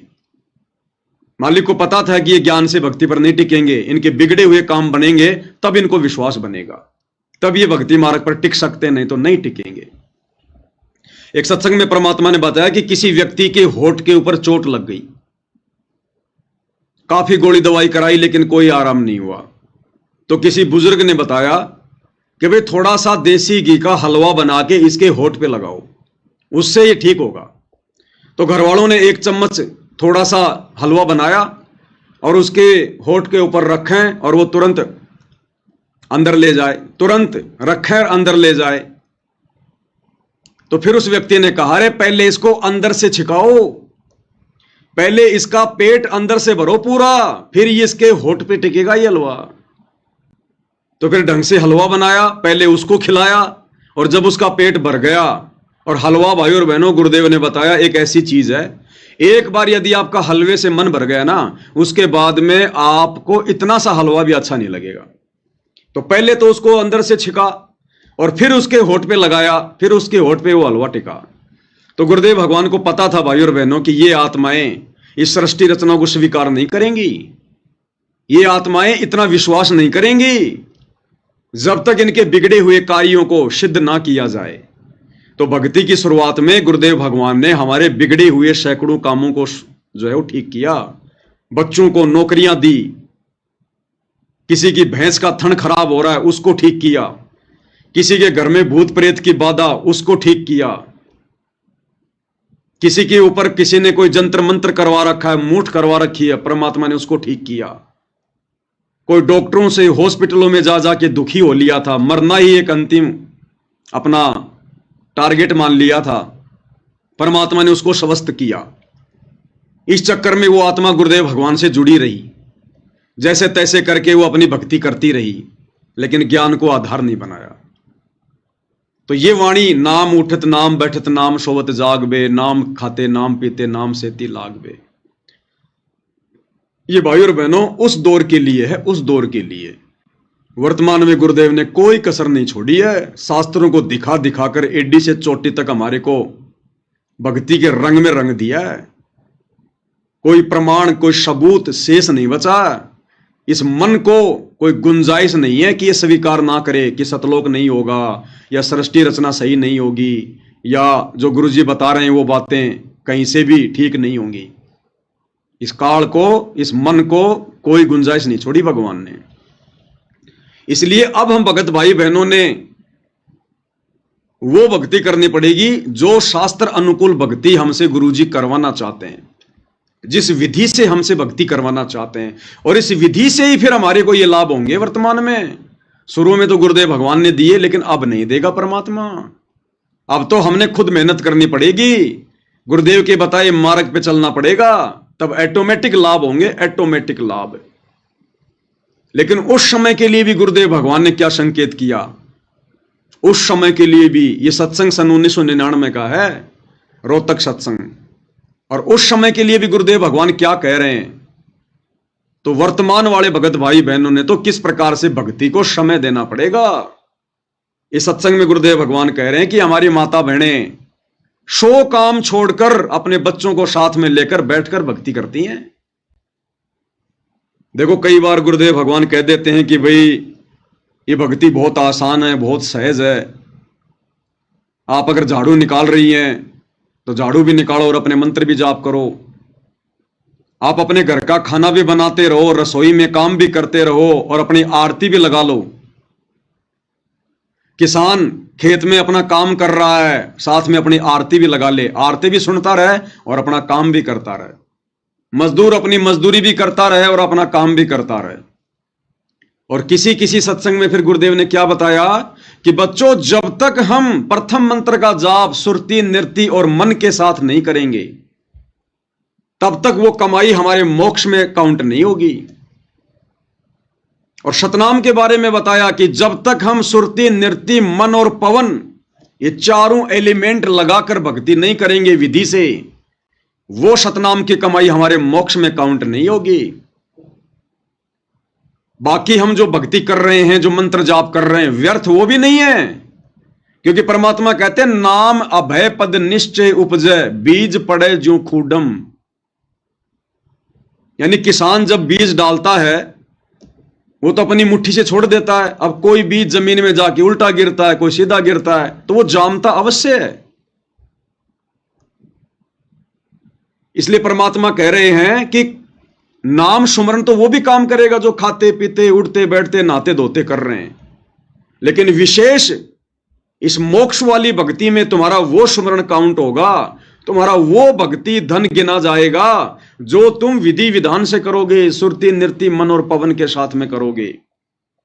तीनों समय की आरतियां समय निकालकर बैठकर या खड़े होकर, जैसे भी तुम्हारी व्यवस्था है, और विधि विधान से करोगे, हाथ में भक्ति बोध लेकर करोगे। अनपढ़ हो तो फिर गुरुदेव भगवान की अपनी ऑडियो वीडियो लगा लो, लेकिन तुमने समय निकालना पड़ेगा, एक जगह स्थिर होना पड़ेगा, बैठना पड़ेगा या खड़ा होना पड़ेगा। अब भागते भागते नहाते धोते उठते बैठते भैंसों को बाहर ले जाते लाते ये आरतियां करोगे तो बात नहीं बनेगी। अब ये बिल्कुल पीक टाइम आ गया भक्ति का, और अब परमात्मा ने हमें वो भक्ति विधि दे दी, अनमोल भक्ति विधि। कम से कम सुबह शाम तो हम भगत भाई बहनों ने गुरुदेव भगवान की 5 दीपक वाली थाली के साथ में आरती उतारनी है। देखो, विशेष परिस्थितियों में चाहे सुबह का नित्य नियम हो, चाहे शाम की संध्या आरती हो, अगर हम दीपक वाली आरती के साथ में नहीं करते हैं तो कोई दोष नहीं है, कोई नुकसान नहीं है। भले आप जी 5 दिन के लिए कहीं बाहर चले गए, आप नहीं कर पाए तो कोई दिक्कत नहीं है। ऐसी विशेष परिस्थितियों में हम लोग चलते चलते भी आरती कर सकते हैं, अपना काम धाम करते करते भी हम लोग आरती जो है वो कर सकते हैं। लेकिन यदि आप बिल्कुल नॉर्मल वे में हैं, आपके पास समय है, तो फिर हमने विधि विधान से ही परमेश्वर की आरतियां करनी पड़ेंगी। हमने समय निकालकर चारों एलिमेंट लगाकर सुरती, नृत्य और मन और पवन के साथ ही हमने सुमरण करना पड़ेगा। और उस सुमरण में जो आनंद होगा, उस सुमरण का जो धन जमा होगा, वो वारन पार होगा। तो वर्तमान में तो हमने भाई और बहनों कितना सावधान होकर इस भक्ति को ही अपने जीवन का अंतिम लक्ष्य मानकर, प्रथम कार्य मानकर, बाकी कार्य बाद में, भक्ति वाला कार्य प्रथम, आत्म कल्याण प्रथम है, बाकी दुनिया के काम बाद में है।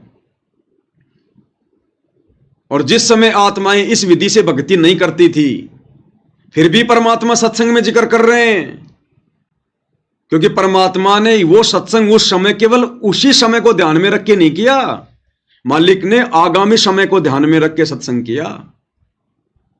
और गुरुदेव कह रहे हैं 1999 में कि हमारी माता बहनें 100 काम छोड़कर, अब बताओ भाई, 100 काम में तो सारे काम आ गए। खाना बनाने का काम, झाड़ू निकालने का काम, कपड़े धोने का काम, बर्तन धोने का काम, बच्चों को नहलाने का काम, उनको कपड़े पहनाने का काम, सारे काम आ गए 100 कामों में। तो 100 काम तो होते भी नहीं है।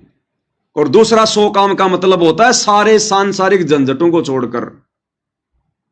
और क्या कह रहे हैं, बच्चों को साथ में लेकर बैठकर भक्ति करते हैं, आरती करते हैं। तो ये आदेश है गुरुदेव भगवान का।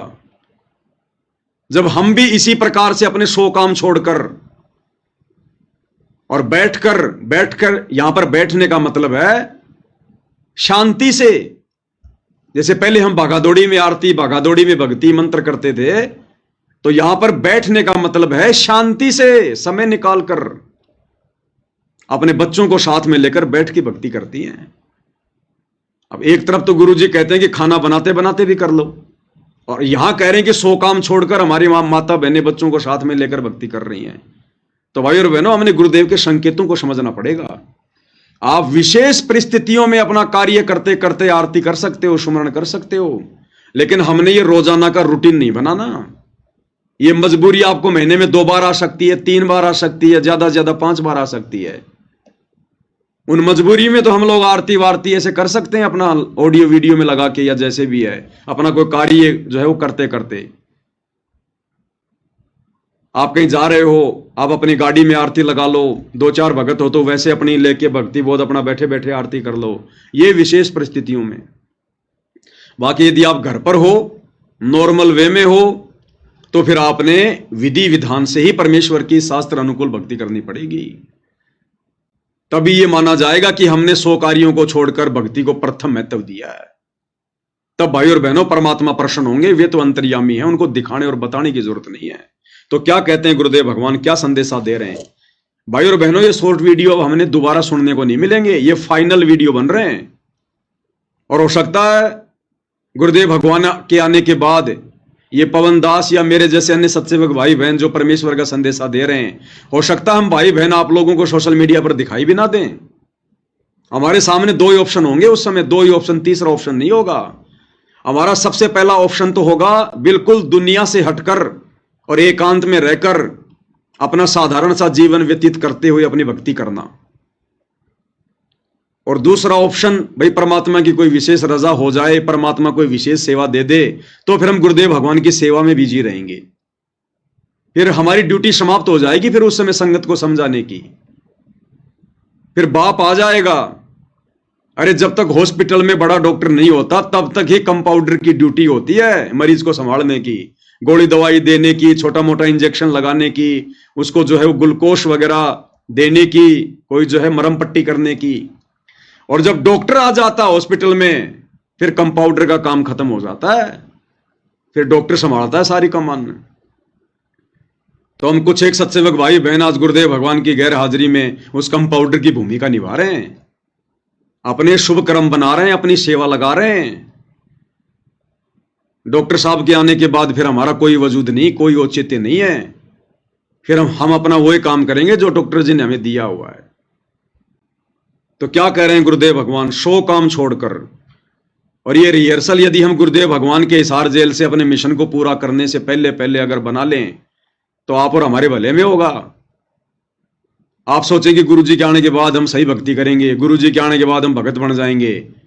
ये दिलो दिमाग से निकाल देना ये बात आप, कि गुरुजी के आने के बाद आप भगत बन जाओगे। गुरुजी जेल में बैठे इसलिए हैं कि मेरी गैर हाजिरी में जो भगत बन गया सो बन गया, आने के बाद तो दुनिया भगत बनेगी। लूला लंगड़ा ज्ञानी अज्ञानी सभी अपनी जान बचाने के लिए उनको अपना बाप बाप कहेंगे। आज वर्तमान में है भगत बनने का मौका, भक्ति करने का मौका। इन्हीं परिस्थितियों में भक्ति हो सकती है, भगत की पहचान हो सकती है। आने वाले समय में तो फिर से वही समय आ जाएगा जो समय 1994 से 2014 तक था। भक्ति भाव भादो नदी सब चले गहराए। तो गुरुदेव के आने के बाद फिर से पूरा विश्व टूट पड़ेगा। भक्ति भाव भादो नदी सब चले गहराए। ये जो बीच का समय दिया है गुरुदेव ने 2014 से, और जब तक गुरुदेव भगवान हिसार जेल से बाहर नहीं आते हैं तब तक ही भक्ति करने का, भगत बनने का चांस है। उसके बाद तो आपको एक गधा भी आपको भगत बना दिखाई देगा, भगत बना, साधु बना दिखाई देगा। तो क्या कह रहे हैं गुरुदेव भगवान? कम से कम भी 20,000 व्यक्ति हैं, 40,000 संगत है, और जिसमें 20,000 तो ऐसे हैं जो दुख से सुख में आए। अरे उनके घर में छोटे छोटे बच्चे भी परमात्मा की आरती करते। मेरे ख्याल में ऋषि भी फेल हैं हमारे परिवारों के सामने, इनके घर में जाकर देखा करो। 100 काम छोड़कर हमारी बहन बेटी अपने बच्चों और सारन बिठा कर आरती करती है। और कम से कम 10,000 परिवार ऐसे। दोबारा सुन लो, 100 काम छोड़कर 100 काम छोड़कर हमारी बहन बेटी अपने बच्चों और सारन बिठा कर, एक बार फिर से 100 काम छोड़कर हमारी बहन बेटी अपने बच्चों और सारन बिठा कर आरती करती है। 100 काम छोड़कर हमारी बहन बेटियां अपने बच्चों को साथ में बैठा के अपनी भक्ति करती हैं, आरतियां करती हैं। जबकि उस समय भाइयों और बहनों 100 काम छोड़ के कोई भी माता बहन ये भक्ति नहीं कर रही थी। लेकिन परमात्मा फिर भी अपने बच्चों को जो है बढ़ाई देते हैं, बढ़ाई, उनकी पीठ थपथपाते हैं ताकि इन बातों को सुनकर दूसरों को प्रेरणा मिले। उस समय कर कोई नहीं रहा था, लेकिन गुरुजी अगर सत्संग में इस प्रकार की बातें बोल रहे हैं तो दूसरे सुनने वाले भक्तों को यह प्रेरणा मिलेगी कि भाई इसका मतलब मुझे भी 100 काम छोड़ के बैठ के भक्ति करनी चाहिए। इसलिए परमात्मा कुछ बातें अपनी तरफ से कहते हैं। अरे जब आज बसंत सैनी जैसे भगत कहां 1999 की बात कर रहे हैं गुरुजी, और आज 2025, इस बसंत सैनी तो सन 2000 में नाम ले लिया था। जब आज ये बसंत सैनी 100 काम छोड़कर भक्ति गई बाढ़ में भक्तों की पिटाई करने आ गया, तो उस समय कहां हमारी माता बहनें 100 काम छोड़कर भक्ति कर रही होंगी। जब आज 20 साल बाद भी ये लोग अपने 100 काम छोड़कर भक्तों को मारना अपना जो हम टारगेट बना रखे हैं, 100 काम छोड़कर राजनेताओं की रैलियों में जाना, 100 काम छोड़कर अन्नपूर्णा मुहिम के तहत अपना समय बर्बाद करना, 100 काम छोड़कर और जाटों की धर्मशाला बनवाना, 100 काम छोड़ के स्टेडियम बनवाना, 100 काम छोड़ के भक्तों को इन आश्रमों में मिट्टी ढोने के काम में लगाना गधे की तरह। अरे आश्रम में कोई भक्ति के लिए जाता है या वहां पे कोई मजदूरी के लिए जाता है? ये भगवान इस गंदे लोक में हमसे मजदूरी करवाने आता है क्या? आश्रम बनवाने आता है क्या? लेकिन यहां काल ने भक्तों को गधा बना दिया, मजदूर बना दिया, मजदूर। तो सोचिए 1999 में कौन 100 काम छोड़ के भक्ति कर रहा होगा। लेकिन ये परमात्मा तो अपने बच्चों को मुफ्त में बढ़ाई देते, मुफ्त में बढ़ाई। और उस समय के ये वचन आज आप और हमारे काम आएंगे, आप और हमारे काम, कि जब 1999 में भी 100 काम छोड़ के भक्ति करने की जरूरत थी, तो आज तो भाई भक्ति का पीक टाइम है। आज तो 1000 काम छोड़ के हमने इस परमात्मा की भक्ति को प्रथम वैरायटी देनी पड़ेगी, प्रथम प्रायोरिटी देनी पड़ेगी। क्या कह रहे हैं परमेश्वर? परमात्मा की आरती करते मेरे ख्याल में ऋषि भी फेल है हमारे परिवारों के सामने। इनके घर में जाकर देखा करो, 100 काम छोड़कर हमारी बहन बेटी अपने बच्चे और सारन बिठाकर आरती करती है। और कम से कम 10,000 परिवार ऐसे हैं जो दारू से बर्बाद हो चुके थे, तो इतना बुरा हाल कर रखा था। आज वो प्राणी पहले शराबी कहलाते थे, आज भगत जी के नाम से जाने जाते। ये उस कबीर साहब की परम शक्ति है। तो क्लियर कर दिया है भाई और बहनों गुरुदेव भगवान ने। अब इस स्टेज पर आकर इस भक्ति मार्ग में गफलत नाम की कोई भी चीज हमारे दिलो दिमाग में नहीं होनी चाहिए। हमने हर संभव प्रथम स्थान, प्रथम महत्व गुरुदेव भगवान के द्वारा बताई गई शास्त्र अनुकूल सत भक्ति को विधिवत करने में लगाना है। तब भाई और बहनों इस काल लोक से हमारा पीछा छूटेगा। जिस प्रकार उस मां के पेट में हम किस प्रकार से गुरु जी के आगे रो रहे थे, प्रार्थना कर रहे थे, हमें और कुछ भी नहीं सूझ रहा था, कुछ भी नहीं दिखाई दे रहा था, बस अपना वो कष्ट दिखाई दे रहा था। तो आज गुरुदेव ने अपना ज्ञान देकर, सत्संग देकर आज आप और हमें वो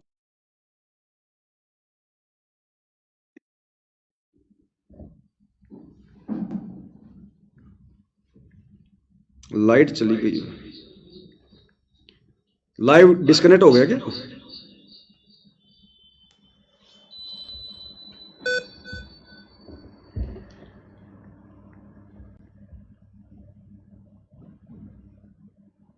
लाइव कट गया कि डिस्कनेक्ट हो गया?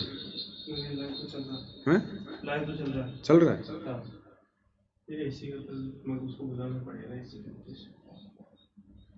लाइव चल रहा है, डिस्कनेक्ट थोड़ी हुआ। नहीं चल रहा है। टीवी के चला दो। ये बीच में थोड़ी लाइट चली गई थी भाई और बहनों, लाइट कट गई थी, इसकी आवाज डबल क्यों आ रही?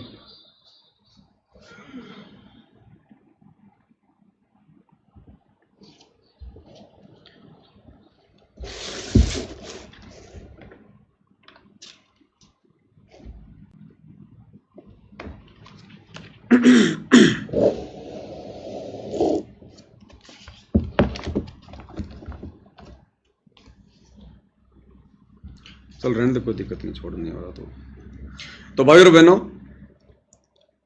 गुरुदेव के शॉर्ट वीडियो के ऊपर आज हम केवल इतना ही लाइव आएंगे। और लास्ट में गुरुदेव भगवान की महिमा में दास एक शब्द गाएगा, सत कबीर द्वारे थारे पर एक दास भिखारी आया है। शब्द का खुलासा हम पहले मालिक के ज्ञान आधार से वीडियो में जो है वो कर चुके हैं, केवल परमेश्वर की महिमा करेंगे। बंदी छोड़ सतगुरु रामपाल जी भगवान की जय हो। सत कबीर द्वारे क्या हुआ?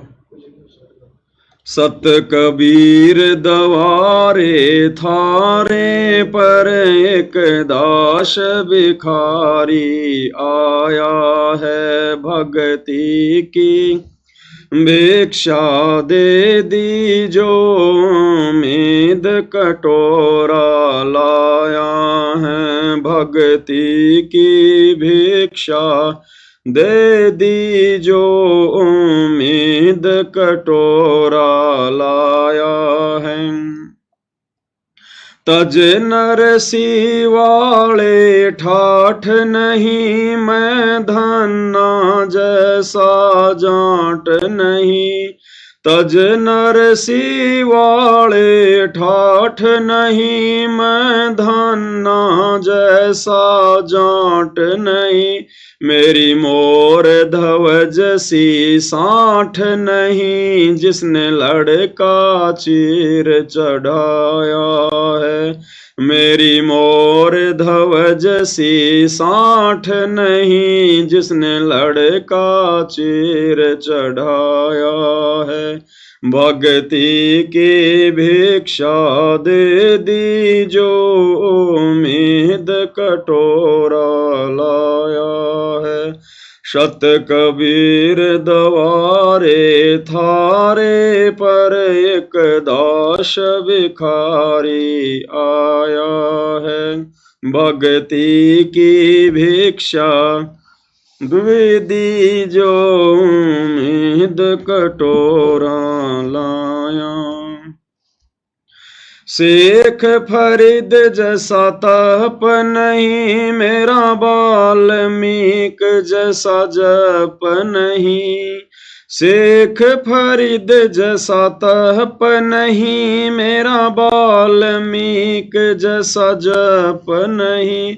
मंसूर सियानल हक नहीं जिसने टुकड़े शरीर कराया है। मंसूर सियानल हक नहीं जिसने टुकड़े शरीर कराया।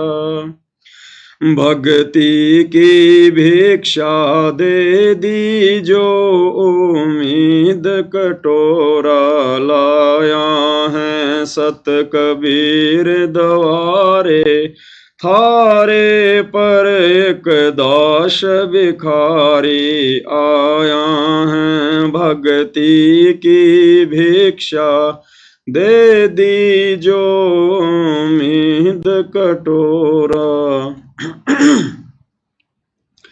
धोरो जैसी आस नहीं प्रहलाद जैसा विश्वास नहीं। धोरो जैसी आश नहीं मेरा प्रहलाद जैसा विश्वास नहीं।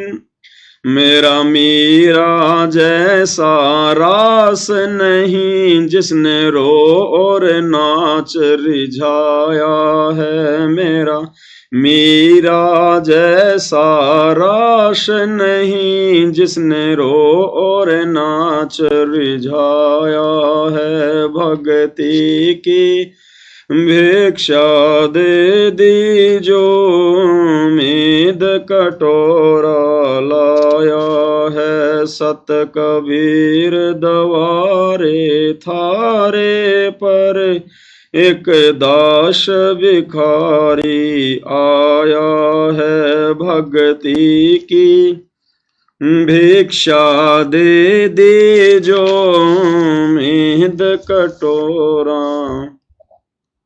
रंका बंका जैसा त्याग नहीं मेरा बाजीद जैसा वैराग नहीं। रंका बंका जैसा त्याग नहीं मेरा बाजीद जैसा वैराग नहीं। मेरा कर्मा जैसा भाग नहीं जिसका आण खींचड़ा खाया है। मेरा कर्मा जैसा भाग नहीं जिसका आण खींचड़ा खाया है।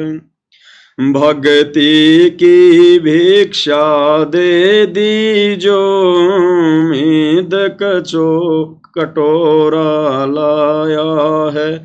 सत कबीर दवारे थारे पर, एक दास भिखारी आया है। भक्ति की भिक्षा दे दीजो, उम्मीद कटोरा। विदुर विदुराणी जैसा सम्मान नहीं, मैं सामन जैसा यजमान नहीं। विदुर विदुराणी जैसा सम्मान नहीं, मैं सामन जैसा यजमान नहीं। और से वो जो कुर्बान नहीं, जिसने शीस तो ले खैलाया है। और से वो जो कुर्बान नहीं, जिसने शीस तो ले खैलाया है। भक्ति की भिक्षा दे दीजो, उम्मीद कटोरा लाया है। भक्ति की भिक्षा दे दीजो, उम्मीद कटोरा लाया है। मारकंडे जैसा ऋषि नहीं, सुख देव जो इंद्री कसी नहीं। मैं मारकंडे जैसा ऋषि नहीं, सुख देव जो इंद्री कसी नहीं। ये माया भी मन में बसी नहीं, जब से ज्ञान तेरा समाया है। ये माया भी मन में बसी नहीं, जब से ज्ञान तेरा समाया है। भक्ति की भिक्षा दे दीजो, उम्मीद कटोरा लाया है। सत कबीर दवारे थारे पर, एक दास भिखारी आया है। भक्ति की भिक्षा दे दीजो, उम्मीद कटोरा। धर्मदास जैसा भक्ति सेठ नहीं, जीवा दत्ता जैसी उण सेठ नहीं। धर्मदास जैसा भक्ति सेठ नहीं, जीवा दत्ता जैसी उण सेठ नहीं। मेरा पीपा जैसा ढेठ नहीं, जिसने दरिया बीच बुलाया है। मेरा पीपा जैसा ढेठ नहीं, जिसने दरिया बीच बुलाया है। भक्ति की भिक्षा दे दीजो, उम्मीद कटोरा लाया है। शत कबीर दवारे थारे पर, एक दास भिखारी आया है। भक्ति की भिक्षा दे दीजो, उम्मीद कटोरा लाया। दिया द्रौपदी जैसा लीर नहीं, कोई बण्या भजन में सीर नहीं। दिया द्रौपदी जैसा लीर नहीं, कोई बण्या भजन में सीर नहीं। मेरे बिलनी जैसी धीर नहीं, जिसने बन के बीच घुमाया है। मेरे बिलनी जैसी धीर नहीं, जिसने बन के बीच घुमाया है। भक्ति की भिक्षा दे दीजो, उम्मीद कटोरा। शत कबीर दवारे थारे पर एक दास भिखारी आया है भक्ति की भिक्षा दे दीजो उम्मीद कटोरा लाया है। सांबर में दादू दास मिले फिर नानक को कर ख्यास मिले। सांबर में दादू दास मिले फिर नानक को कर ख्यास मिले। सुल्तानी को हो खवास मिले जिसका बिस्तर झाड़ बिछाया है। सुल्तानी को हो खवास मिले जिसका बिस्तर झाड़ बिछाया है। भक्ति की भिक्षा दे दीजो उम्मीद कटोरा लाया है। शत कबीर दवारे थारे पर एक दास भिखारी आया है। भक्ति की भिक्षा दे दीजो उम्मीद कटोरा लाया है। अर्जुन सर्जुन ने पीछाण लिए छोड़ाणी में दर्शन आन किए। अर्जुन सर्जुन ने पीछाण लिए छोड़ाणी में दर्शन आन किए। ये रानी ननद उन जान लिए बलराम पिता जनाया है। ये रानी ननद उन जान लिए बलराम पिता जनाया है। भक्ति की भिक्षा दे दीजो उम्मीद कटोरा लाया है। सत कबीर दवारे थारे पर एक दास भिखारी आया है।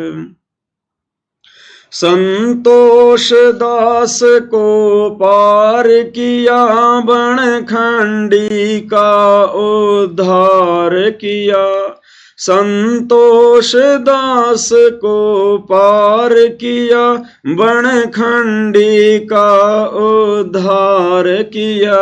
एक भूमण भगत से प्यार किया जो शरणा थारी आया है। एक भूमण भगत से प्यार किया जो शरणा थारी आया है। भक्ति की भिक्षा दे दीजो उम्मीद कटोरा लाया है। सत कबीर दवारे थारे पर एक दास भिखारी आया है। भक्ति की भिक्षा दे दीजो उम्मीद कटोरा लाया है। छोड़ाणी में निर्वाण होया फिर सारणपुर परवान होया। छोड़ाणी में निर्वाण होया फिर सारणपुर परवान होया। गिसा संत खे खड़े आण होया जहाँ जीता दास चिताया है। घिसा शांत खे खड़े आण हुआ जहाँ जीता दास चिताया है। भक्ति की भिक्षा दे दीजो उम्मीद कटोरा लाया है। सत कबीर दवारे थारे पर एक दास भिखारी आया है। भक्ति की भिक्षा दे दीजो मीद कटोरा लाया है। गणिका जैसे पाप किए और अजामेल से आघात किए। गणिका जैसे पाप किए और अजामेल से आघात किए। साथ किस विद ये नाथ लिए समदृष्टि फर्ज निभाया है। साथ किस विद ये नाथ लिए समदर्शी फर्ज निभाया है। भक्ति की भिक्षा दे दीजो मीद कटोरा लाया है। सत कबीर दवारे थारे पर एक दास भिखारी आया है। भक्ति की भिक्षा दे दीजो मीद कटोरा लाया है। मात पिता और बंधु आए माया जोड़न खूब सिखाए। मात पिता और बंधु आए माया जोड़न खूब सिखाए। भक्ति कहना लारे लाए उल्टा ही पाठ पढ़ाया है। मुझे भक्ति कहना लारे लाए उल्टा ही पाठ पढ़ाया है। सत कबीर दवारे थारे पे एक दास भिखारी आया है। भक्ति की भिक्षा दे दीजो मीद कटोरा लाया है। जवानी होती जात नहीं कोई मिला भजन का साथ नहीं। जवानी होती जात नहीं कोई मिला भजन का साथ नहीं। मेरी सुनीति सी मात नहीं जिसने बेटा भगत बनाया है। मेरी सुनीति सी मात नहीं जिसने बेटा भगत बनाया है।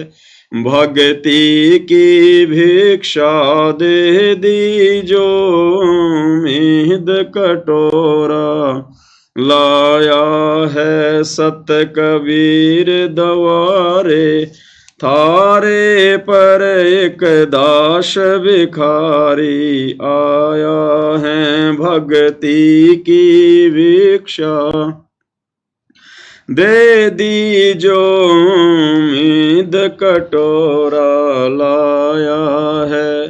पांचों विकार सताते हैं मन चाहा नाच नचाते हैं। पांचों विकार सताते हैं मन चाहा नाच नचाते हैं। हे सायब ना बच पाते हैं माया ने जाल बिछाया है। हे सायब ना बच पाते हैं माया ने जाल बिछाया है। भक्ति की भिक्षा दे दीजो मीद कटोरा लाया है। सत कबीर दवारे थारे पर एक दास भिखारी आया है। भक्ति की भिक्षा दे दीजो मीद कटोरा गुरु रामपाल जैसा संत नहीं, मैं भगतों जैसा भगत नहीं। गुरु रामपाल जैसा संत नहीं, मैं भगतों जैसा भगत नहीं। मुझे दास को चाहिए जगत नहीं, एक तेरा ही शरणा चाहा है। मुझे दास को चाहिए जगत नहीं, एक तेरा ही शरणा चाहा है। भक्ति की भिक्षा दे दी जो उम्मीद कटोरा लाया है। सत कबीर दवारे थारे पर एक दास भिखारी आया है। भक्ति की भिक्षा दे दी जो उम्मीद कटोरा लाया है। तो भाइयों और बहनों, बहुत बड़ी दया, बहुत बड़ी मेहर सारी सृष्टि के सृजनहार सतगुरु रामपाल जी परमेश्वर जी की। और भाइयों और बहनों, एक बहुत ही अच्छी बात, क्योंकि सात संगतियां परमात्मा ने इसीलिए कलयुग की बिचली पीढ़ी में शुरू करवाई हैं कि साध संगति से भेद जो पाया और सतगुरु रामपाल जी परमेश्वर जी ने सफल बनाया। यानी गुरुदेव भगवान के आशीर्वाद से सात संगतियां सफलता की ओर आगे बढ़ रही हैं। और सात संगति क्यों रखवाई परमात्मा ने? भक्ति मार्ग के गूढ़ रहस्यों की जानकारी के लिए। ना जाने परमात्मा किस भगत भाई बहन में प्रेरणा करके कौन सी बातें बुलवा दें, और ना जाने वो चोट किस भगत के लग जाए, उसका जीवन सफल हो जाए। इसीलिए परमेश्वर सात संगतियां रखवाते हैं। तो आज एक छोटी सी सात संगति थी। हम कुछ एक भगत भाई बहन वहां बैठे हुए थे, और उत्तर प्रदेश के बनारस से हमारी जो सुनीता बहन है वो भी आई हुई थी। तो बहन के मुख से परमात्मा ने एक शब्द निकलवाया कि भाई, जब हमें पता चल गया कि हमारे गुरुदेव भगवान कोई आम प्राणी नहीं है, आम संत नहीं है, ना कोई ये दुनिया भर के काल के द्वारा भेजे गए साधु संतों की तरह कोई सामान्य संत हैं। अरे गुरु गुरु तो बहुत हैं भाई, गांव गांव में गुरु बैठे, नगर नगर में गुरु बैठे, हर पंथ में गुरु हैं। और हम भी अपने गुरुजी को गुरुजी गुरुजी गुरुजी गुरुजी, तो फिर हम इनको गुरुजी गुरुजी कहेंगे तो गुरु ही मानते रहेंगे। इसलिए अब हमने अपने गुरुदेव भगवान को परमपिता परमेश्वर कहकर पुकारना है, परमात्मा जी कहकर पुकारना है, भगवान कहकर पुकारना है, परमेश्वर कहकर पुकारना है। जैसे हम बातें करते हैं ना कि भाई गुरुजी ने एक सत्संग में ऐसी बात कही है, तो अब हमने क्या बोलना चाहिए कि परमात्मा ने एक सत्संग में ऐसी बात कही है, परमेश्वर ने एक सत्संग में ऐसी बात कही है। अगर हम गुरु गुरु करते रहेंगे, गुरुजी करते रहेंगे, तो गुरुजी वाले भाव रहेंगे हमारे अंदर। इसलिए अब हम सत्सेवक भाई बहनों ने, और ये दास भी आज के बाद कोशिश करेगा भाई और बहनों, उस बहन की बातें बिल्कुल ज्ञान आधार से हैं, सत्य हैं, सभी भगत भाई बहनों ने अमल करनी चाहिए। और अब हम अपने परमपिता परमेश्वर को गुरुजी ना कहकर, क्योंकि गुरुजी की तो वे केवल एक भूमिका करते हैं, क्योंकि गुरु के बिना ज्ञान नहीं हो सकता। तो गुरु की तो केवल वो भूमिका कर रहे हैं। असल में क्या है? असल में परमेश्वर हैं।